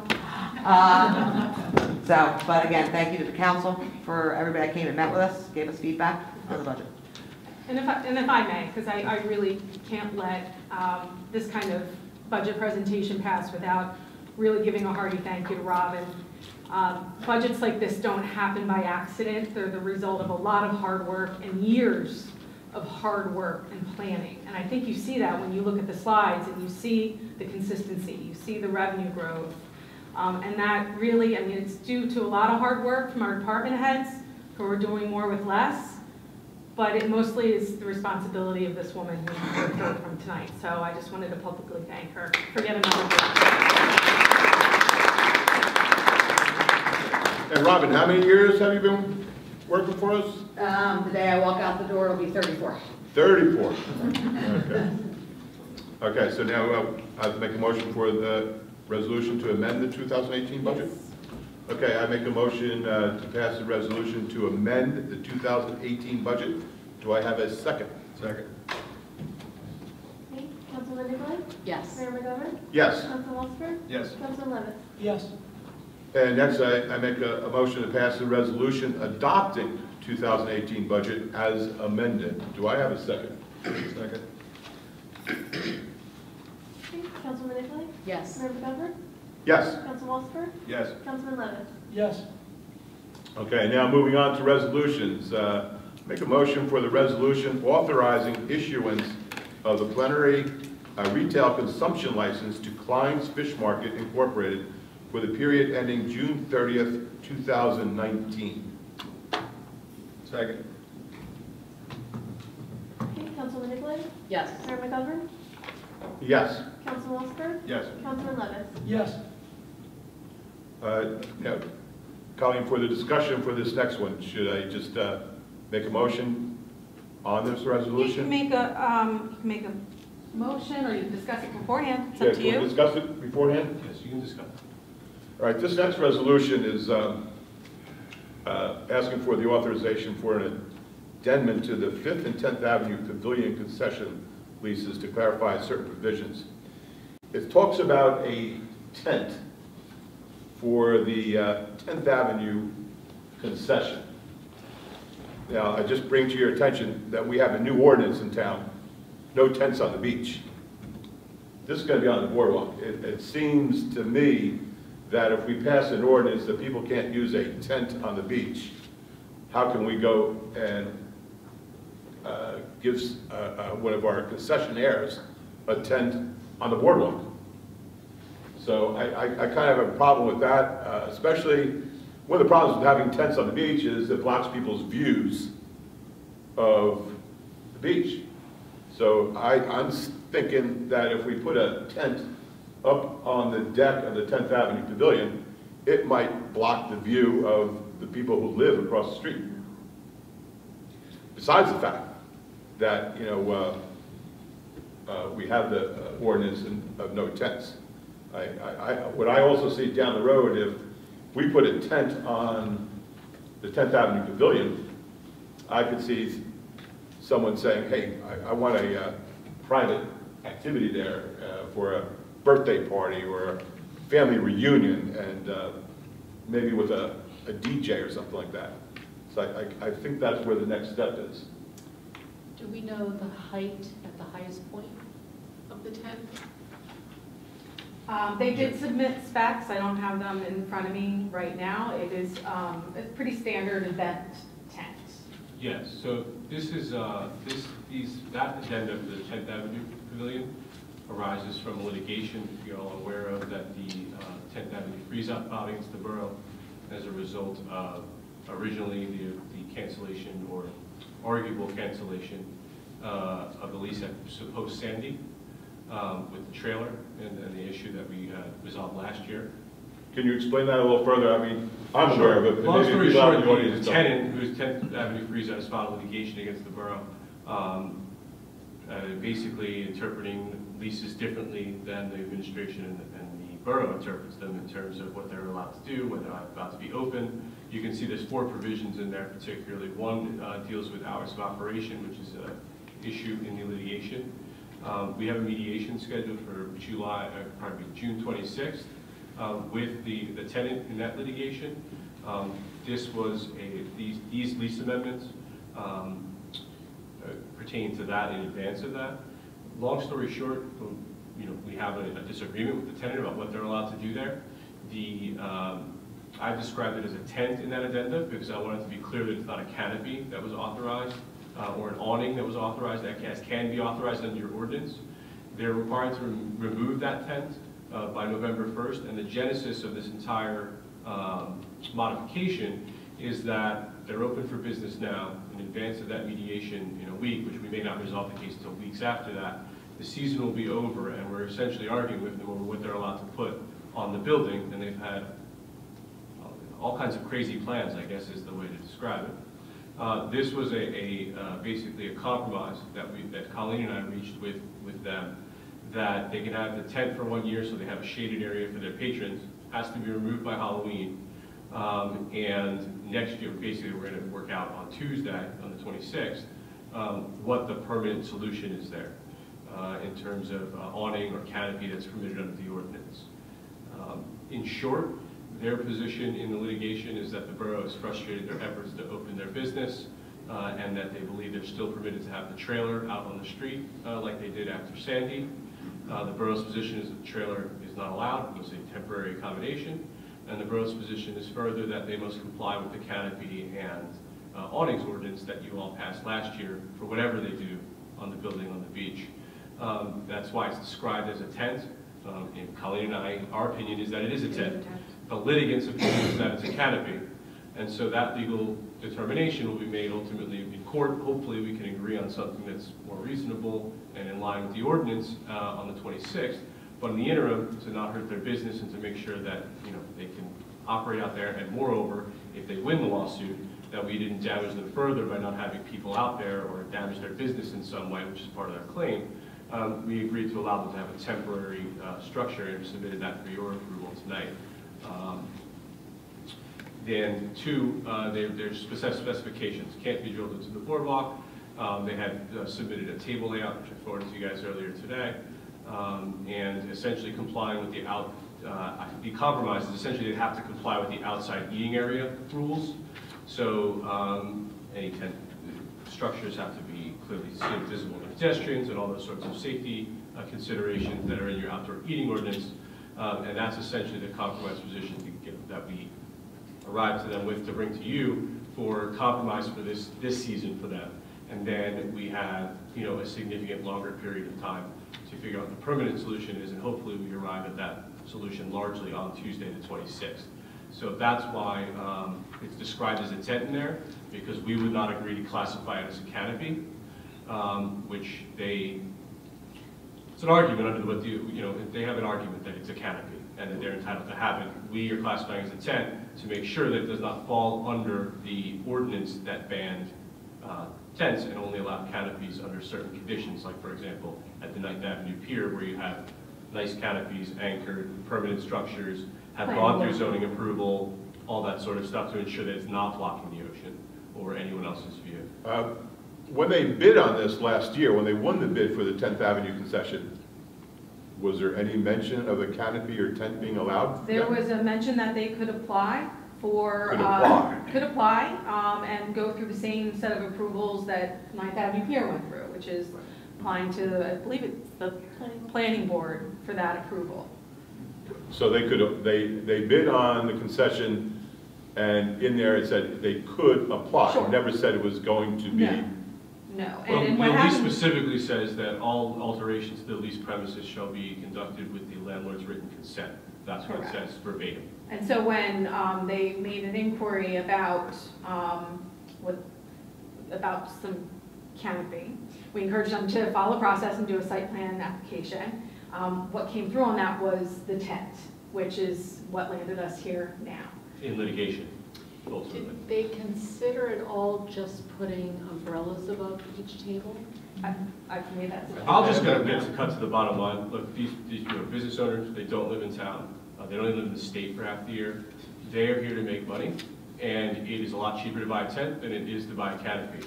And apparently it's cheaper to hire a lawyer than it is to build a canopy. So we are currently arguing with them about that. I've been arguing with them about it for 7 months, Colleen. And what we don't want to do is, if they beat us in court, have to pay them more money because they didn't have a shade structure out there. So we had a meeting here before the mediation and before we try to wrap up that litigation to come up to some temporary accommodations that cut off the damages in the lawsuit. So you're operating, you have a tent, you have tables, but we got to figure it out by the end of the year. That was essentially. And they wouldn't consider umbrellas, which do just the same amount of shade? Councilwoman Nicolay, for some period of time, they wouldn't consider anything. But the tent, canopy, anything wasn't part of the release in the beginning, so. Well, you know, I mean, we never agreed to any covered outdoor dining space for them in the lease. well, you have, you know, an awnings and canopies ordinance. Essentially, it's an argument. If the landlord's being unreasonable withholding written consent, then they can win the lawsuit. Yeah. If And we're it being is reasonable, inconsistent. which would really be following the awnings and canopies, spent 2 to 3 months writing last year, and you guys passed after going through it with a fine-tooth comb. That's the avenue by which we had expected everyone to follow it. In fact, other people did. And if they had done that, we had some really good ideas on that, but that's a lot more expensive than renting a tent. So we've reached an impasse in about, what would you say, March? Yeah. March, and then, litigating with them since, and we're getting into the season, and the last thing I want to see is us have to pay money over this debacle. So the temporary solution was to allow them to have what we, and they are agreeing, is a tent that is temporary in nature under the lease terms, and then must comply. Hopefully on the 26th, we'll be able to wrap all this up. I have to say that the relationship at the last meeting was far better, Yes. but they're also losing money by the minute, so who knows, in September that might change. That's why the mediation is June 26th. Hypothetically, if this does not pass, what does that do with our position in litigation? It doubles the ante. So if you lose, you're going to have to pay more money. If you win, then we wouldn't have paid anybody. But this was, I've done landlord-tenant law now for about 7 years. They're small business owners. They have kids that undoubtedly will be sitting in the courtroom. I can't guarantee that you're going to win or lose. So, it's my job to protect the pocketbook and the liability of the borough. And Colleen's job as well. We sat down with them, and this was a solution that essentially stops them. Sorry. I wish I had that effect in court. Stops us accruing damages in the lawsuit, so that their damages, in the extent they do win, are finite. Because what argument can you make that where you're open for business, you got basically everything you wanted. Now we're really talking about the past, whether you're supposed to have the trailer or not have the trailer. And we're talking about them opening for business last year. And you see that it's accompanied by an amendment to the 5th Avenue lease. And I'll just flesh this out as public information. Our position in the lawsuit is that these leases were signed, as you can see, within 8 days of each other. The people who rented 5th Avenue Pavilion had no problem whatsoever getting approvals, permits, anything they needed. Their construction people were out there, and they were open for business by the beginning of last season. The 10th Avenue Pier freeze-out was not open last year, as you all know. That's the subject of the lawsuit. The lawsuit is about the trailer, whether they're entitled to have it or still have it, for that matter, and the time they weren't open last year. It's the borough's position, and if you match the timelines up for the 5th Avenue versus the 10th Avenue Pavilions, you can see the disparity as their applications and permits get farther and farther apart, and the other people are open for business by Memorial Day. That's basically our argument in the lawsuit. But you know, I can't never guarantee you that they won't be sympathetic. You won't win. It's a jury trial. So if it's determined that we did do something to frustrate them from open last year, and then continued it into this year by not allowing them certain provisions of the lease that were unreasonable, our damages continue to potentially accrue, whereas this temporary compromise at least ends the damages from accruing to the extent there are any if we don't win. And that's essentially the genesis of those. And so because we want to treat everyone, I'm sorry. Not having a tent is going to accrue damages to them? I mean, they have tables. They have to prove that. But they have to prove that we unreasonably withheld our consent. So the lease provides, like I said before, that our consent is required. They have outside dining. Yes. They have umbrellas. I mean, and the tent is going to make that much of a difference. I think this thing should be in a settlement conference on the 26th. That is, look, we presented for your approval. If you would like me to go back and you want to hold this till the next meeting, I don't have a problem with going to I mean, if this was part of the whole settlement and this come about and we were going to absolutely settle everything, yeah, then I might look at it differently. But to say that the tent is hurting, without having the tent, which is not in their lease, is hurting their business when they have all the tables and everything right out there. We can't control the weather, and they know that by having, signing the lease that they did. So I think that's a perfectly reasonable position to take. It's my job to present you with the safest option. If you guys are inclined to allow Colleen and I to go to the mediation, and not approve that, and you have X amount of damage between then and today, assuming we settle it then or the next meeting. If you guys are willing to incur that risk to provide us with that additional leverage, I don't particularly have a problem with that. I just laid out for you what the factors in the case are, and your point is well taken, Councilman. I don't feel like we should ever. I feel like we should be forced into giving them a tent just because they think there's going to be damages without it. And I have another, I guess, a discrepancy I notice here with paragraph 2 of this resolution. At no time shall the tenant be permitted to remove the tent covering and leave the bare frame components visible, which I agree with. But then in Exhibit A, in their proposal, they say the framework is composed of 2-inch aluminum pipes and would remain throughout the year. No, we would not permit that. Okay, so we would just, No. that would have to be amended in Exhibit A. How would that affect our warranty on the boardwalk? It was a large concern that I had from the outset in terms of both how to secure such a large tent to the boardwalk. I certainly wouldn't want it drilled into our girders. The model that they provided was a strapping method, which would go through the decking and strap onto the girders. But as all of you know, and you've been down on Ocean Avenue in a good nor'easter, I'm A good thunderstorm. Yes. It's just a thunderstorm. Definitely there's weather concerns relating to having a tent down there at all. So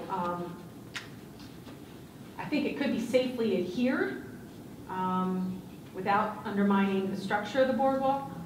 However, tent versus nor'easter, I don't think it's hard to imagine how that would end up. So Greg, as our attorney, I want to make it clear.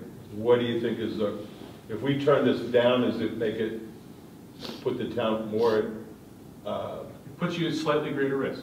puts us at greater risk? Yes. If we table it, It also and then provides do us with significantly more leverage when we go on Tuesday.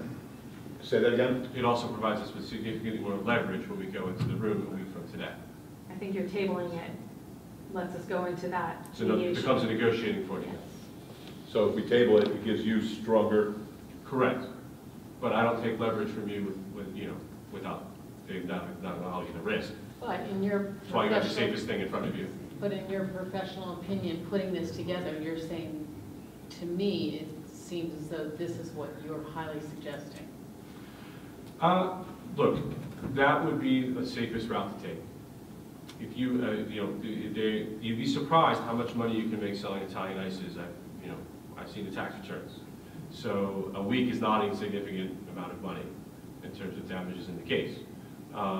But it's also, not such an enormous amount of money that, you know, the leverage is easily given up. So it's, you know, it's up to you. You guys got elected to make the tough decisions on risk.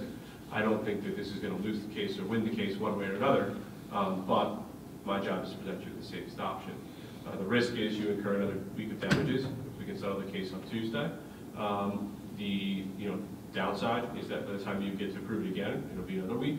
So you have 2 weeks of summertime potential revenue damages versus the leverage of going in there with another negotiating point and perhaps ending up with no tent at all. So that choice, of course, is yours. Jen, what do you think?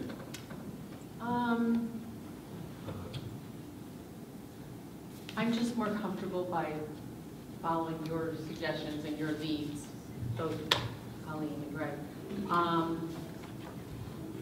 I don't think visibly that it's much of a big deal, because if you've got umbrellas up, it's taking up the same space. I don't know visually how it's laid out or how high the tent is, but it's approximately 12 feet at the center. It's 20 by 30 tent that you rent for. Essentially, it's a heavy duty, not like you rent for an apartment. It's heavier duty than that. Essentially, looks the same.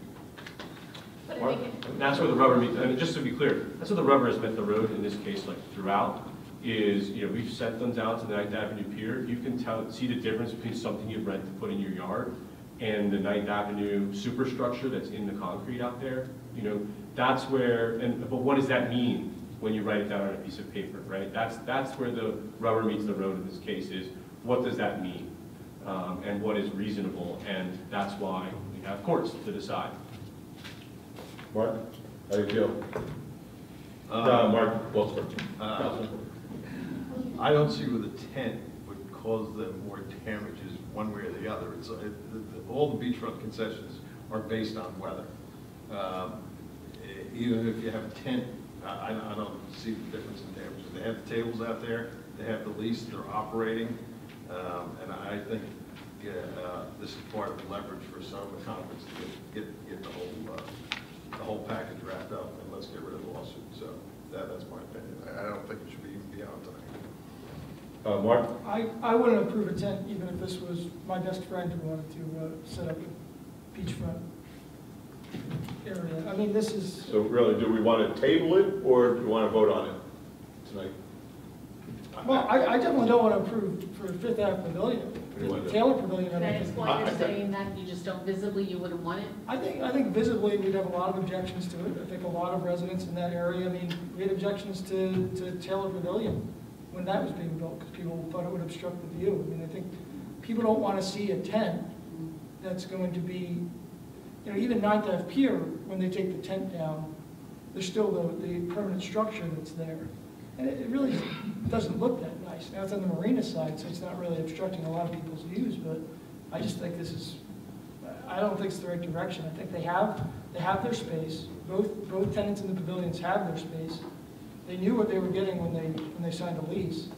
They shouldn't be expecting so much more. So do you want to vote on it tonight or table it? I would like to vote on it tonight.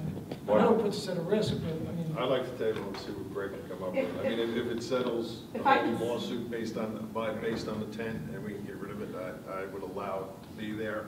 But I think we should table it tonight and let's see what Greg can do. My suggestion is if we table it tonight, let Greg and I proceed to mediation. We'll come back to you because the tent is only one part of these modifications. Some of them, one part of many. One part of many. And so if obviously the crystallization of the conversation tonight is on the tent, we'll see how we do. We'll come back to you with a report and present addendums at that time, appropriate and in line with both the negotiations and with council's wishes. But any business, like it said, when they got this, it said that they could go in front of the planning board. Yes. Any business can go, like Federico's, they got a canopy. So they had the right to do that. And they still do, and that speaks to Councilman Lettis's point when he talks about the 9th Avenue Pier.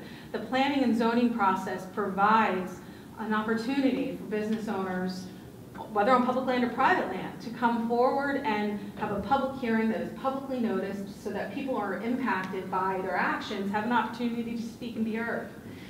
this tent doesn't fall within that process, which is how we ended up here before you tonight. So again, lots of great feedback from all of you.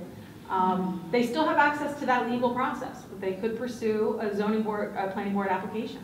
So Jen, would you want to table or vote on it tonight? I don't think much would change, or am I wrong if we table it? My only preference on tabling versus voting on it up or down right now is that there are a lot of other provisions in here that do have legitimate need to get cleaned up. So we can just come back with those. Yeah. That's where I think tabling it might give us the opportunity to further work on it. And I personally wouldn't mind seeing more of the specifications, what houses or how many across the street, kind of more of the... Okay, I'd like to make a motion to table this resolution until we hear back from your discussion on Tuesday. Do I have a second? Second? Councilwoman Nicolay? Yes. Mayor McGovern? Yes. Councilman Osmer? Yes. Councilman Lenz? No. Okay. Next, I make a motion that the resolution authorizing issuance of a plenary retail consumption license for JOBIL Incorporated, trading as Jack's Tavern for a period ending June 30th, 2019. Do I have a second? Second. Councilwoman Nicolay? Yes. Mayor McGovern? Yes. Councilman Osmer? Yes. Councilman Lenz? Yes. Okay, the consent agenda. All matters listed in the consent agenda are considered to be routine by the Borough Council and will be enacted by one motion. There will be no separate discussion of these items. If discussion is desired, then that item will be removed from the consent agenda and we'll consider that separately. So, I have a motion for the resolutions by the consent agenda. Second. Second? Councilwoman Nicolay? Yes. Mayor McGovern? Yes. Councilman Osmer? Just one thing on the bill list. Colleen, can you explain the $10,000 for the music at the pavilions? Sure, that's the Luckin Bill Band, I believe is the name of the vendor, and it's a very long-standing recreation program for senior dancing. They play a series of concerts every Monday night at the Taylor Pavilion, and it gets, no, I'm sorry, it's not dancing, it's concerts. We have so much going on this summer, it's easy for me to confuse them, but they're really wonderful concerts that take place every Monday night at the Taylor Pavilion and open to the public. And it's still only 10,000, because when I took over recreation in like 1979, it was about $10,000. As Robin's presentation showed, we do a pretty good job of holding the line. Wow. So And that's for the whole, that's for the complete. that's for the series, and it's paid through the Recreation Department. Okay, thank you. Yes. Councilman Lenz? Yes. Okay, moving on to ordinances. First reading and introduction, ordinance 2018-8, the revised ordinance of the Borough of Belmar, amending the revised general ordinance, Chapter 19, traffic, to clarify certain parking restrictions. Do I have a motion? Oh, that's just first reading. First reading. Okay, Motion to introduce? that was a motion to introduce it. Okay. Next, No, sorry, is there a second? Oh, second. Councilman Nicolay? Yes. Mayor McGovern? Yes. Councilman Osmer? Yes. Councilman Lenz? Yes. Okay, then a motion for the second reading and public hearing for the passage of ordinance number 2018-10, an ordinance amending and supplementing Chapter 40 of the revised general ordinances of the Borough of Belmar, Section 40-3.14, fees. Do I have a second? Oh, this is, we got the public hearing first. Okay, is there anybody out in the audience that wants to talk on this? Colleen, what's this one? I'm sorry. So this is to amend our ordinances to increase the fee for applicants who wish to have a special meeting of, Yeah. okay. Yep. Okay, so I make a motion to close the public portion for ordinance 2018-10. Second. All in favor? Aye. Now I make a motion to pass ordinance number 2018-10. Second. Councilman Nicolay? Yes. Mayor McGovern? Yes. Councilman Osmer? Yes. Councilman Lenz? Yes. Okay, second reading and public hearing on ordinance number 2018-11, an ordinance amending and supplementing Chapter 19 traffic, one-way streets. I make a motion to open a public portion for this ordinance. Seeing none, I make a motion to close the public portion for the second reading of the public hearing, ordinance number 2018-11. Do I have a second? Second. All in favor? Aye. Now I make a motion to pass ordinance number 2018-11, an ordinance amending and supplementing Chapter 19, Traffic One-Way Streets. Do I have a second? Second. Councilman Nicolay? Yes. Mayor McGovern? Yes. Councilman Walsenburg? Yes. Councilman Levis? Yes. Now we come to the public session of the meeting. Just please come up to the microphone, state your name, your address, and see if we can help you out. If we can't, we'll try and get back to you.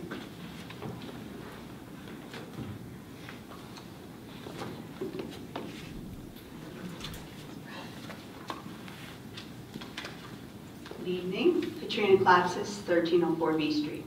I have a couple questions actually. On behalf of the Sanctus family, I know there's the situation with the plaque ordinance resolution. Could somebody just explain how someone would go about, like what is the protocol to get a plaque? And the fact that Joy's tree is already planted, is that going to be a problem for the DeSanctis family? Let me answer that. And I don't want to get personal, but I don't think we finalized how to go about it. But I'm just as affected as the DeSanctis family because, believe it or not, about 10 years ago when my brother passed away, we had a memorial tree put down at his tree with a plaque. So last year when we had the brouhaha with the DeSanctis tree, I had to remove my brother's plaque that was there for almost 10 years. So I'm very anxious to get my brother's memorial back. And I'm not a hypocrite, so if I get my brother's memorial back, I'm going to have to let Joy, and I think it was one of the shade trees, planned to get trees planted around the playground down there and at McCleary Park and have memorials placed at different trees. We're going to have to limit the size of some of these memorials because some people would want gardens. Other people would just want a little sign or something like that. Since Joy's tree is already planted, I see no reason to move it. And, you know, I personally would think that it would, a memorial would go there where it was planted because there's no way we're going to move my brother's tree either. So, you know, if I'm going to get my brother's plaque back, I'm going to have to put it back to where the tree is. The tree's not moving. Okay, so is there, I just would like to know if there's a plan of action of some sort and who would have to be contacted? Well, how would we go about it is my basic Maybe Kelly could explain the process. Well, and certainly as I referenced earlier this evening when Councilman Walsper asked about it, Mike and I are formulating the map where the memorials would go. At our last few meetings, we've talked about essentially grandfathering in some pre-existing memorials into that map. We're going to be back to council for that approval, and then the program would be opened, and if there's any previously grandfathered in memorials, they would be contacted by the borough office. Right. But to further on that, when Carmine contacted me last year, I selected a spot on Silver Lake that could benefit from having a tree planted there. So I worked with Carmine at a good spot. But we really can't have the public just saying, I want a tree planted at B Street or C Street.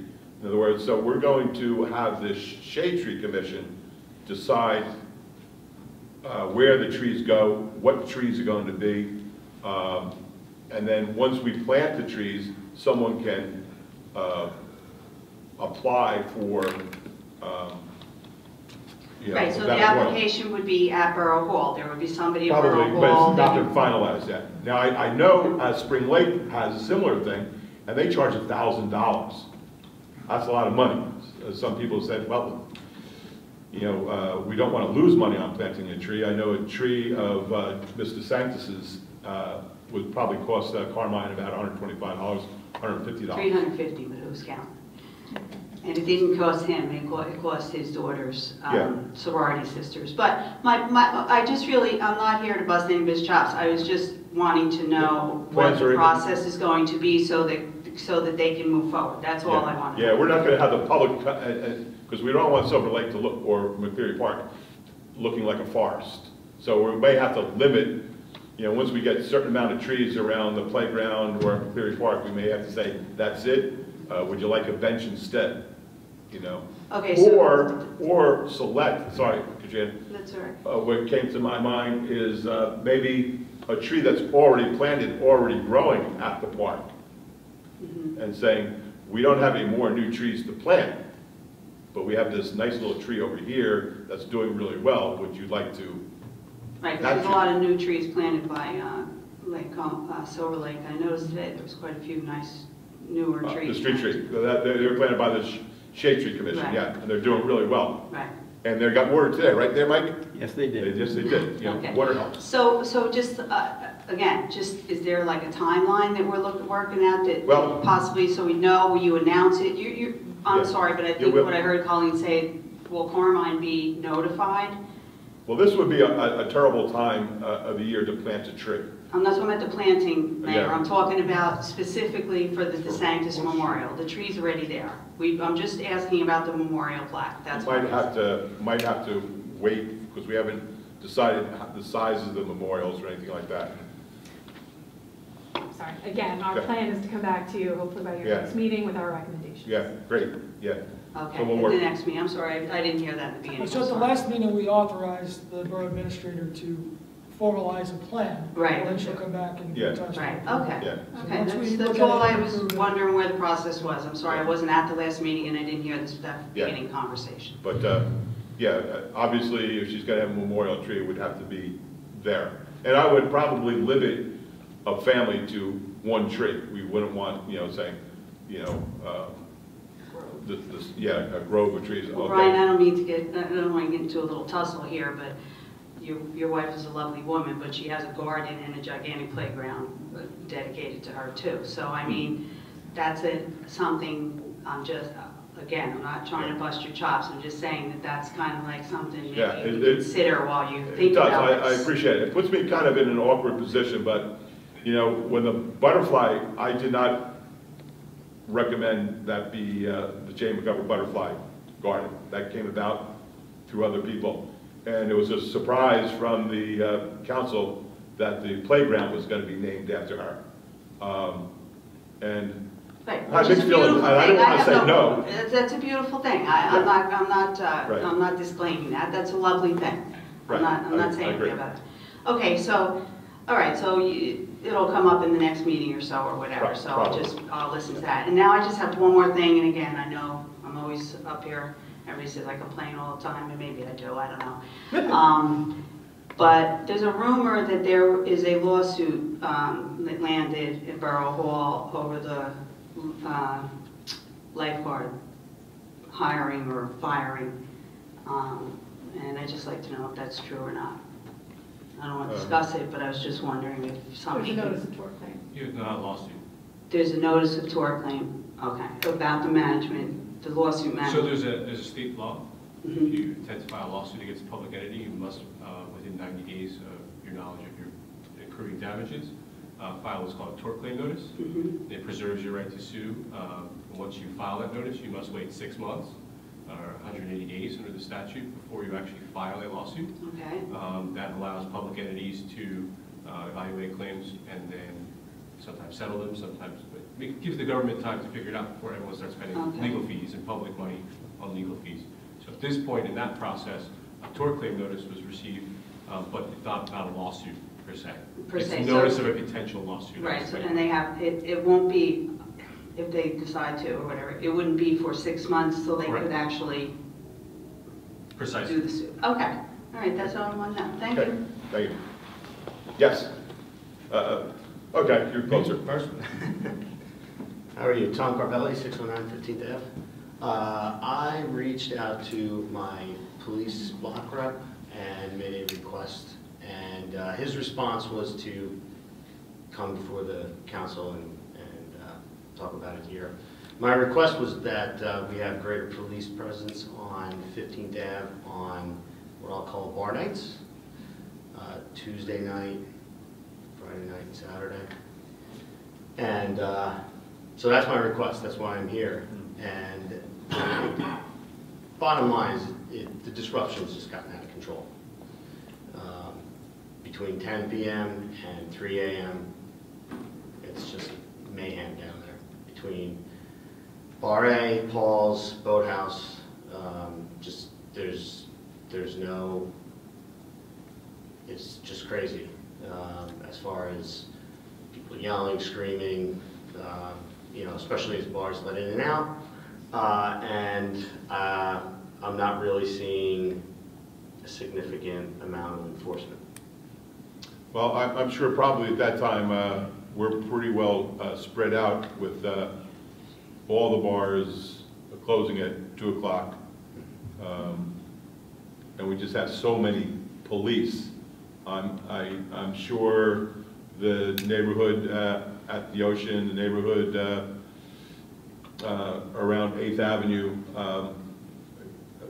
they probably all have similar complaints. You know, they would everyone would probably like more police supervision at that time, but Tommy, I'll communicate with the police Yeah. department, obviously, and they do increased patrols, specifically around bar closing times, but the disturbances to the neighborhood is real. As evidenced by council's direction, you attach the necessary shush patrols on liquor licenses and try to do things to supplement our police force. But I will talk with the chief and the okay. Mark, you're a policeman can you kind of address this? Yeah, a little bit, but when I was a policeman, we didn't have Lake Como, so now the spreading out around that area is now spreading our officers into Lake Como, so I'm not really sure. I mean, we always put extra patrols on those nights. We do. Tried to keep, you know, officers in the blocks, but like Tom is saying, you know, now it's been increasing, correct? Is that what you're trying to say, more than last year? Yeah, I mean, you know, the summer months especially, well, obviously, you know, the winter months, you have the windows closed, and obviously there's not that much traffic. But, you know, with the summer rolling in and, you know, the long, cold winter, people have just, like, lost their minds, right? And Tuesday night is out of control. yeah. So look, I mean, you know, the thing is like, for a resident, now a couple things. One thing is I get up at 4:15 on Wednesday morning, okay? So there are times when it's 2:30, 2:45 in the morning and I'm still getting woken up. So that really puts a hamper on the day. That's number one there. Number two is, you know, we have this quote unquote zero tolerance policy, and I see police officers patrolling, walking up and down the street, riding their bikes, and there are kids hooting and hollering, just leaving the bar, and they are not zero tolerance anything. And, you know, I'd love to see, you know, just somebody writing a bunch of tickets and making it not a friendly place where the next time they walk down that street, you know, a point has been made. That's the sort of, you know, the sort of thing that I'm thinking. The other thing is that, I mean, I'm not 100% convinced that the shush patrol is effective. I mean, they have no authority. A, I don't see them out there, that's the first thing. But B, they don't, what can they do? You know, they can't, the only thing they can do is tell somebody to shush, right? And then the kids laugh at them and keep going, right? There's nothing effective. I heard earlier where the Marina Grill pays for extra police. Why is that not something that can be attached to the bars, where the bars have to pay for? Well, Bar A is already, Bar A pays for 6 officers. So does DJ. Yeah. Okay. Yeah. But are they stationed at Bar A, or are they out into the neighborhoods where? Those officers are probably more Bar A. Yeah, they're there for. And you need a wider presence in the neighborhoods.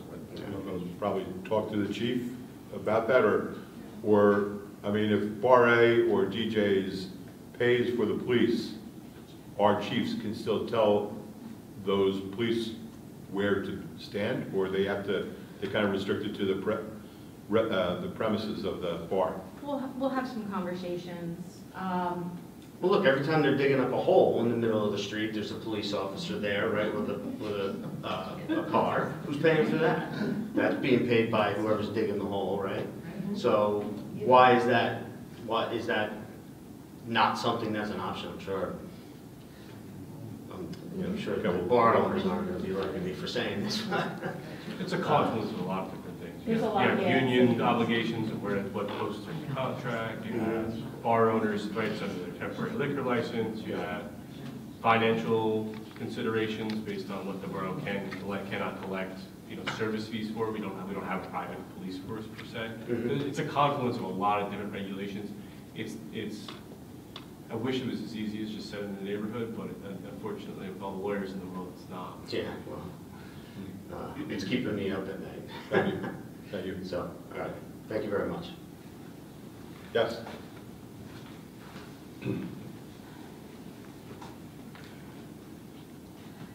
Sandy Caputo, Surf Avenue. Thank you, Mayor. I'm going to discuss football playing on the beach again. During beach badge hours, frisbees, soccer balls, and kite flying. And again, it's not just the ball, it's the 200-pound guy chasing the ball, looking up in the sky while he's running, not looking down where he's running, trying to catch a ball. It's often impossible to relax on the beach because you have to keep watching out for these folks, watching out for the ball and watching out for the fellas running. Years ago, this was never allowed. And anyone that was a lifeguard back then knows there was never a football flying. You're here, I know, Bruce is not here, but I know you were a lifeguard back then. We have great lifeguards. This is nothing against them. Our lifeguards are great, but no one has ever told them that they have to watch out for this. And back when this was really enforced, these guys weren't even born yet. I suggested last year that the council members take a walk on the beach on a busy day. I don't know if anyone did that, on maybe start at 10th and walk up to 18th. You'll be able to see this. Several games going on at the same time. Football, soccer balls, frisbees, everybody running. Kites are dangerous too. The kite dives down onto you while you're sitting on the beach. And again, someone's running, not watching where they're going. I know I've been up here before. I can't imagine. I don't know why we keep allowing this. It's very dangerous. And I'm just going to end Sandy, I don't think we allow it. Sometimes the concentration of lifeguards is to the people in the water. And I'm going to plead guilty to the fact that sometimes I'm watching people in the water swimming that, because there's currents and stuff like that, and all of a sudden Howard Rowland would come down and say, knock off that football, and it's right in front of me. And I'd say, because I was so focused with swimmers in the water. But most of the time, the ball playing is in the back of the beach, where even Howard allowed them to go, and as long as they didn't interfere with the people. But I agree that sometimes they present a problem, especially with little children and women around the way they play. And the lifeguards should be able to tell them to knock it off. Because I think most people believe the lifeguards have police powers, but they don't. So, like a beach police would probably have to get involved if there was a confrontation between the lifeguard and the football thrower. Well, there's no confrontation because the lifeguards haven't been told to stop this. And you can see the football flying right in front of them. They know. If it's happening right in front of them, I'm sure It's the same situation I did. Sometimes they're so focused on the rip currents of people in there that your mind just goes right past that football. I understand that, I understand when you say that, but there was a time it was never allowed, and nobody was drowning because the lifeguards were blowing the whistle on the football. Right. We'll make a stronger attempt to, the new lifeguard supervisor, to reinforce with the lifeguards that if they see the football being thrown, to go down and tell them to stop. Most people will. Some people will, alcohol being involved, will give you an argument, and there's ways to handle it, but the best way is to get one of the beach cops to come over and. I think one word from the lifeguard would be all that anyone would need. But I don't see it happening. Sometimes that's not the case. Okay, thank you. Thank you, Sandy. Yes, ma'am.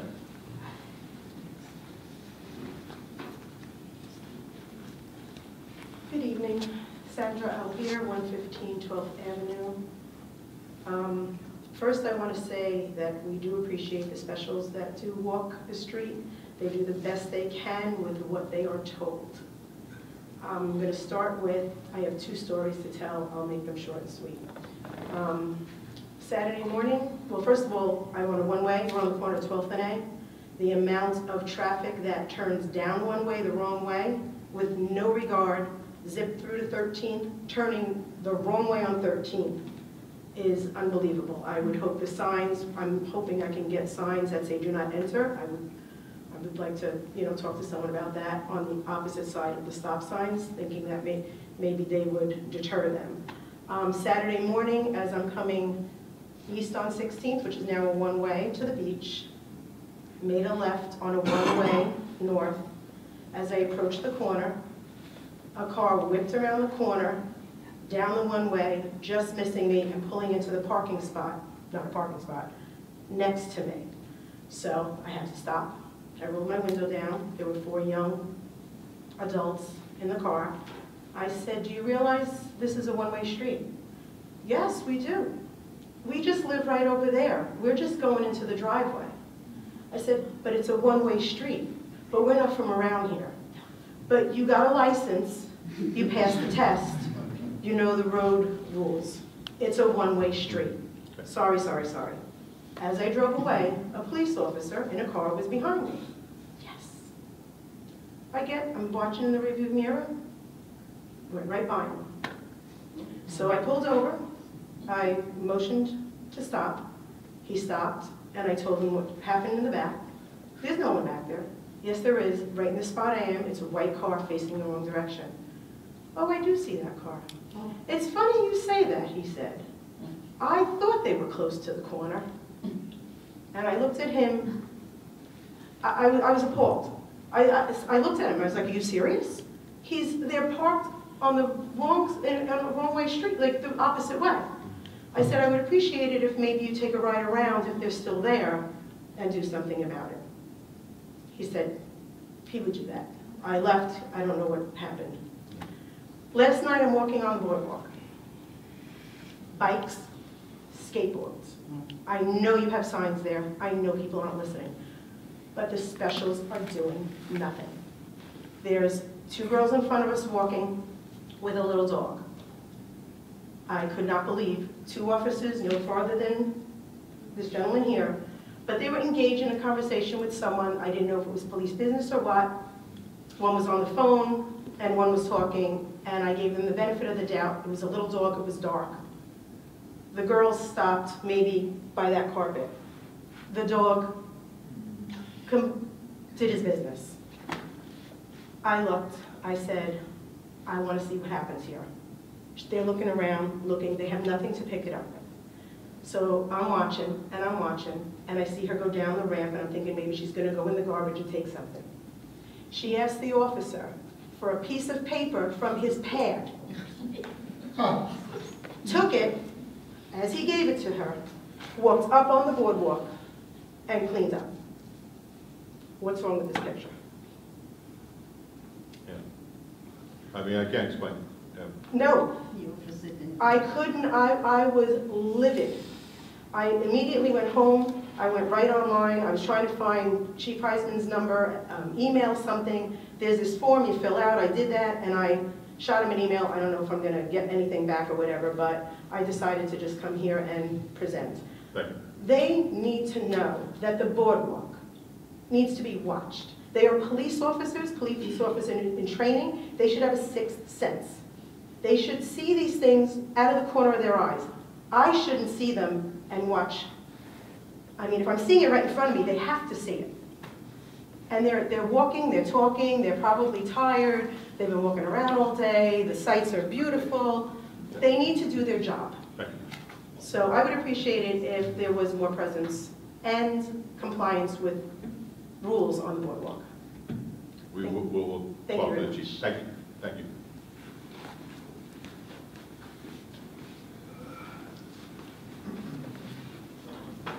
Tom Dilberger, 1000 River Road. A few things. First, about the bicycles, that the people that made the presentation, I certainly hope you turn that down. Things are bad enough around here with the traffic and everything. And they say they're self-insured and everything, but there is what's known as, what used to be called third-party case. And when there's an accident, everybody gets dragged in, and we'll be dragged in. There will be accidents with these bikes and everything. It's not a good idea. Right now, Tuesday night, we have, what do you call that? Beat the clock at Bar A. Now they get off that train, and they'll think it's a good idea to take the bike down there, and then have however many drinks they can have, and then come back with the bike and get run down. Whatever. But I certainly hope you don't vote that in. But about the benches, it was mentioned benches at McCleary. We need more benches down there. I would say 4 more, 5 more placed, now this is the summer, so placed under the shade of the trees in the heat of the day, where a person would sit down there and read or whatever they'd like to do, rather out in the broiling sun. It doesn't take a lot to think that through. 3 or 4, maybe 5 more benches would be good. And the picnic tables are really loused up, really bad. We need more of them down there as well.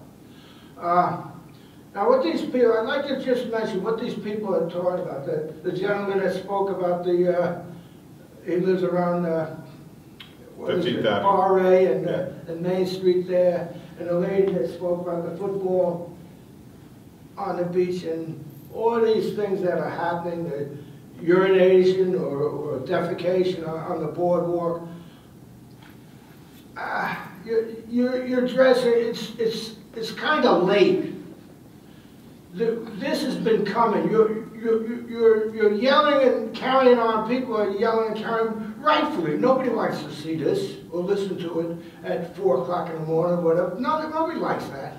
But it's late. It's late in the day to be yelling about it because this has been coming. And now here we are. And you give a guy a ticket or you take him in or whatever you do, it's not going to make a bit of difference because the next guy coming out of the boathouse or whatever, 2 nights later, is going to do the same thing. He's not going to worry about the guy that 2 days before got taken in or anything. He's not going to change. We're past the point. We've gone beyond. This is a social problem. It's not an enforcement problem. Well, it is now, but it's too late to be looking now. It should have been looked at 10, 15, 20 years ago when this stuff started. But everybody said, no, I don't care. Well, now they care.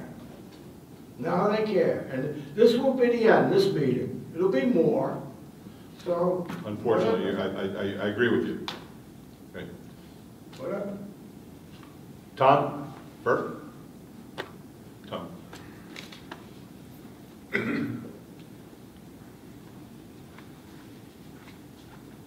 Tom Burke, 608 10th Avenue.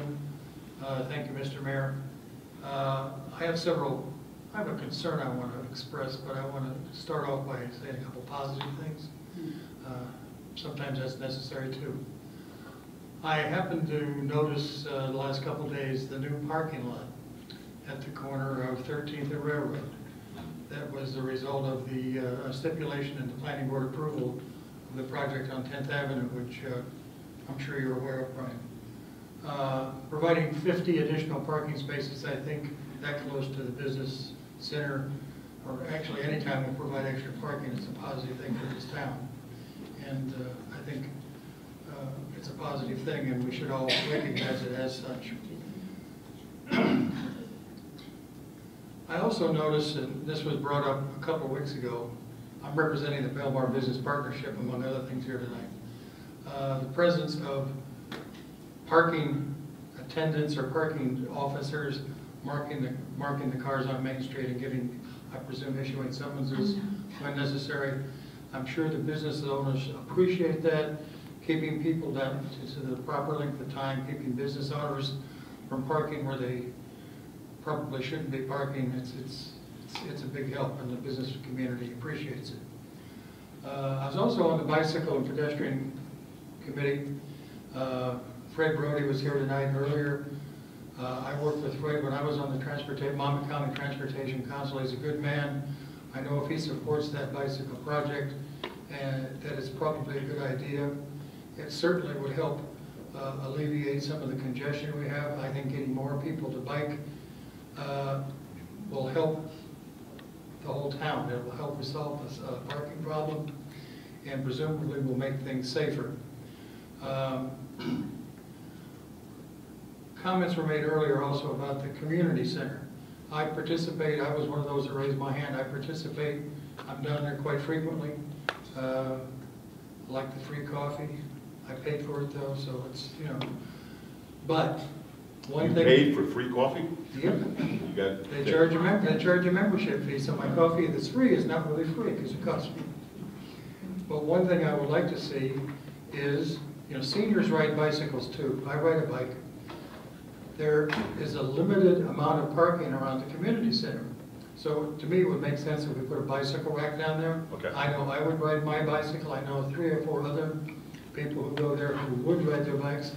Right now, there's no place to put it. You can't lock it up safely. You know the situation. Now, last Saturday night, I attended a ball game in New York and had dinner in New York. And when I go to New York to ball games, I usually park my car in Long Branch and take the train up and come back to Long Branch because there's better connections. So about 10 o'clock last Saturday night, I'm driving back along the beachfront from Long Branch to Belmar, and I crossed the bridge into Belmar. An awful lot of people along the new Strollers Place, a lot of activity, people walking. But as soon as I passed there, I was amazed at how dark and how dungeony it looked along the main street from there all the way up to 10th Avenue. It was like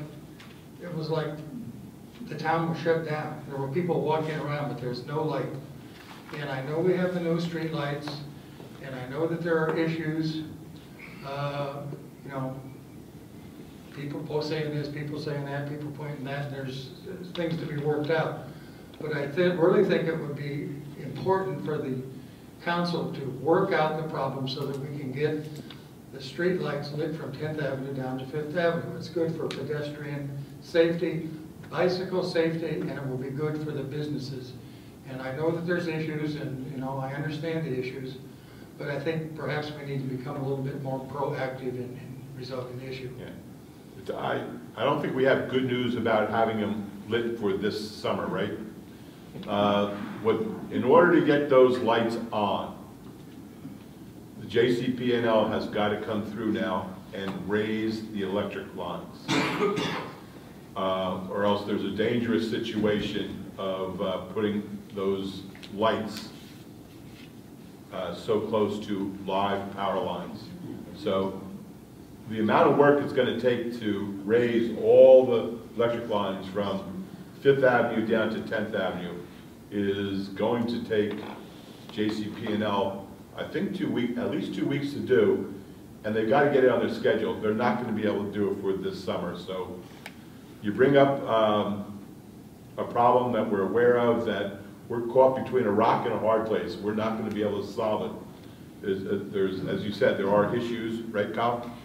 Yes, You might want to, and again, it's not good news, but to the extent where this is discussed seriously daily, as recently as a few hours ago, we had an extensive meeting on this.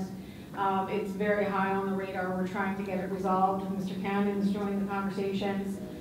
So we are doing all the right things to try to move this forward to a resolution because it needs to come to a resolution. yeah, I was at a meeting with Senator Gopal and Mr. Cannon, myself, and our engineering, head of our engineering, and trying to get it resolved. Looked like we moved a step forward, but it hasn't gone any further, right, Greg? I mean, we had a good meeting. Senator Gopal agreed to reach out to JCP and the governor's office to try to get them to move a little faster to get us on the schedule, which is very, we haven't seen a ton of results yet, but it does get touched daily, and we're trying to make progress. Yeah, it's a lot of agita. We're aware of it.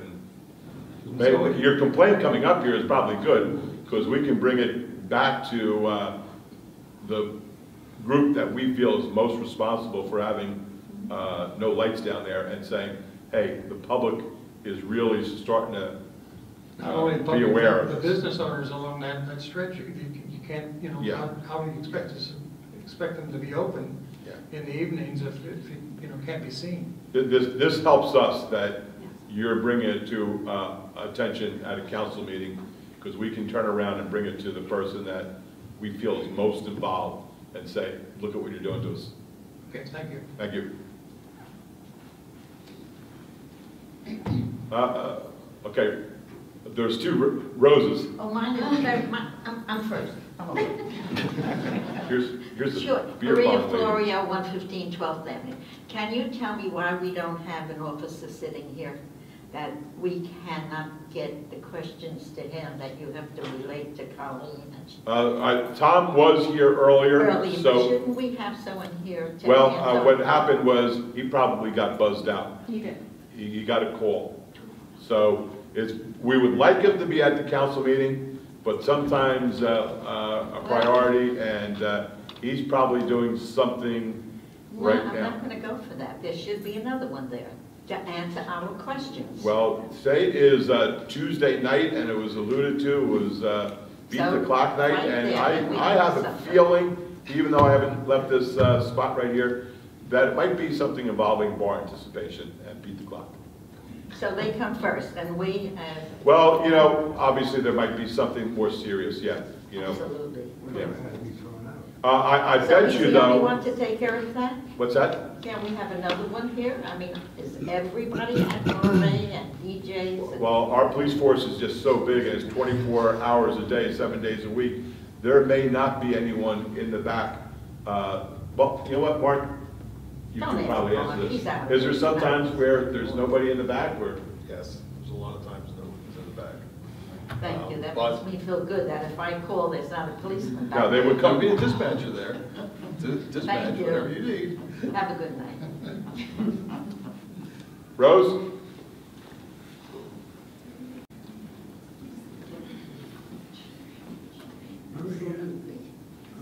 Rose DeGagnon, 201 9th Avenue. I have a concern about I know we call it redevelopment in this town, but I find it to be overdevelopment. And there's buildings going up, 5 stories, different, I feel like it's overdevelopment. And I spoke to Mayor McGovern, I said, where do I go? I want to get involved. I don't agree with this. I don't know if I'm the only person that feels this way. I will pursue and find other people to see, but I'm very upset about it. I'm very upset. I moved here in 1979. It was a small town. I understand, Brian, you said you can't stay still all the time, but we're just exploding now with condos and, you know, retail on the bottom and building. You represent us, so if we don't want this, what do we do? How do we meet with you? I'm asking because I don't know. Well, next week, I think it's next week, they have the Board of Adjustment meeting for development that's going on down at 12th Avenue, which is for the Board of Adjustment to decide. I know some people want the members of the council to give an opinion beforehand, but we've been told that it's best for us to let the Board of Adjustment people listen to the issues and vote on it without being influenced unnecessarily by the council. I think you all need to say something. You represent us. Yeah, we disagree. We can't Legal. Maybe I can explain a little bit? That's Yeah. illegal. All right, so there's two kinds of development or redevelopment. Right. So you have development that comes before the council in redevelopment areas, and there, they basically decide. And there's a limited number of those, but anyone else who wants to develop property has to go to the land use boards, the planning board or zoning board, depending on the specific, for example, the condos you mentioned, they're too tall, that violates a zoning ordinance, they need a variance to get that. So the answer to your question is to bring all your neighbors or other people that are concerned about that and go to the land use boards and speak. They have public hearings about whether that height restriction is appropriate for the neighborhood. Someone who's lived there for 40 years certainly can speak to that, and that testimony all goes in the record. And ultimately, if someone within 200 feet who gets a notice, so everyone within 200 feet of that property has automatic standing under the municipal land use law. If one of them disagrees, they can challenge the approval in court, and all the stuff that you said and your neighbor said, and all the testimony of their experts and the residents and everyone else is all part of the record that the court ultimately decides if it gets built or not. But I think an important distinction to make is between what they have control over is redevelopment areas and things that they can negotiate. When you heard the CFO talk about pilots before and those kind of projects, versus someone who has a private property interest goes before the land use board. And the reason that they can't say anything is because under the ordinances here in town, if someone within that 200 feet before you get to court, they're the Board of Appeal for what happens at the Board of Adjustment. So if someone within that 200 feet, before they can file a lawsuit, has to appeal to the next superior body. In some towns, it's a planning and zoning officer or a board. And in this town, it happens to be the council. So for them to say something, I think that's a great idea at that site, or that's a bad idea at that site, all that does is make it easier for the developer to develop it, because say they get turned down by the zoning board council, and the council's already on record basically biased about the project. When they go to court, it puts the borough in a terrible position. So that's why every time someone comes up and talks about development that's before the land use board, you see me over here going like this to all them, because if they say something, it can actually hurt the ability to control it beyond the land use board or in court. Now, is there a restriction of height of buildings commercial buildings on Main Street? And in the zoning ordinance, there is a restriction in every zone for height. And so what you can do is... Is it limited to 3 stories in town? 3.5 stories for a lot of the commercial area. Some areas have the over 4-story restriction, but in general, think 3.5 or 4. Now, does this include the, a 3-story borough hall and a parking garage? I don't agree with that either. Is that to do with... Yeah. Now let me just say something about this, Rose. This building is old, it's falling apart. We need a new building, police department, administration building, gymnasium. So what you're telling me, what I'm hearing, is you would want the borough to build that at a cost of maybe $3 or $4 million and put the expense on all the taxpayers, and then this land wouldn't have any ratables because it's a public area. Or could we put out an RFP and find out if someone is willing to build us the police department administration and a gymnasium and provide parking, and then we could get taxes from it. So this is a very valuable piece of land that is bringing in no taxes, but if we were to rebuild what we need, it will cost you and Larry a big increase in your taxes. But see, I think we give up our right in our town by giving up to builders and developers and things like that. I think that they're controlling the town now. No, I don't think they are. See, I like the small town feel. I don't want to see big buildings. I mean, when I open that CoStar and I see, and I'm like, oh, and it's my own fault. I haven't come here and said anything up until now. Right. So you do realize there's less people living in Belmar today than in 1990. well, if we have these You condos, know- there'll be more, and there's so much traffic, Brian, Well, there's no you- place to park, there's no, you know, and the people that are, when the suggestions for the condos, if they need 50 parking spaces, they're providing 24, or they're, you know, it's just. Not anymore, no, that's done. Yeah, that's exactly that's exactly the kind of stuff. So and that's a good Very distinction. The frustrating. redevelopment of this building would be a council decision, and you saw them, you know, table it for quite some time, Right. not too long ago, because of people like you who came here and said, I don't think it's a good idea. But on the other side, you know, the developers in town, you know, so someone owns a piece of property, but we all agree as a community, right? You know, a 10 or 12-story building in Belmar is not a terribly good idea in the middle of a residential neighborhood. So your property rights, as you know, you're under the Constitution, are inhibited by the zoning ordinances. So they put rules in place that keeps the town exactly what you're talking about, and then to exceed those, the only way to go past that, it's not their decision, it's a decision, and it shouldn't be their decision, to be quite honest with you, because that injects politics into it. So the rubric is set up so that you have people who are appointed to zoning boards and planning boards whose terms extend past the people who are up here, who make those kind of decisions for the community, and they have to be residents of the community and things like things So that. so we have to go to them and say, listen, I don't think there should be a 60-story building here. Right. Joe, I live Yeah. around the corner from you. Remember what it was like when we were kids? All that stuff goes into the sometimes record. I think the zoning It's thing the doesn't consider that. competing interest is you have people who own property, so why shouldn't you be able to build whatever you want on your own property, right? In one sense, versus the community needs to be planned or it doesn't work, or it just doesn't work for everybody. You can't have a 60-story building next to someone in a single-family home. And what is the rub? And ultimately, if it can't be decided here at the zoning board or at the council and board of appeal, then a judge decides, because that's how we decide people's rights. And generally, when we all can't agree on them. So that's always the rub. But I Is the think judge, that's- or is the judge from the town, or is no, it? they're freehold, they're appointed by the governor, ultimately. So the idea is you put all these processes in place so that the residents on those boards make the decision about what's appropriate for the town. Knowing that if they make a decision that's unfair to the property owner, or they don't allow, you know, a slight variation, or it depends on the circumstance of the case, that they can be challenged in court, and then no one in the town decides. A judge decides what can be built, and some of those consequences can be seen elsewhere. So it's always a give and take, and the competing interest is I can do whatever I want on my property versus you can't build a 10-story building in front of my single-family home that has a view of the ocean, right? And that's the way the rubber meets the road. But your outlet is, in I would say 80 to 85% of these cases, because it's all private, non-redevelopment, non-negotiated with the council of development, is, you know, pay attention to those zoning board ordinances. And if you get one of those notices in the mail, don't throw it in the junk mail.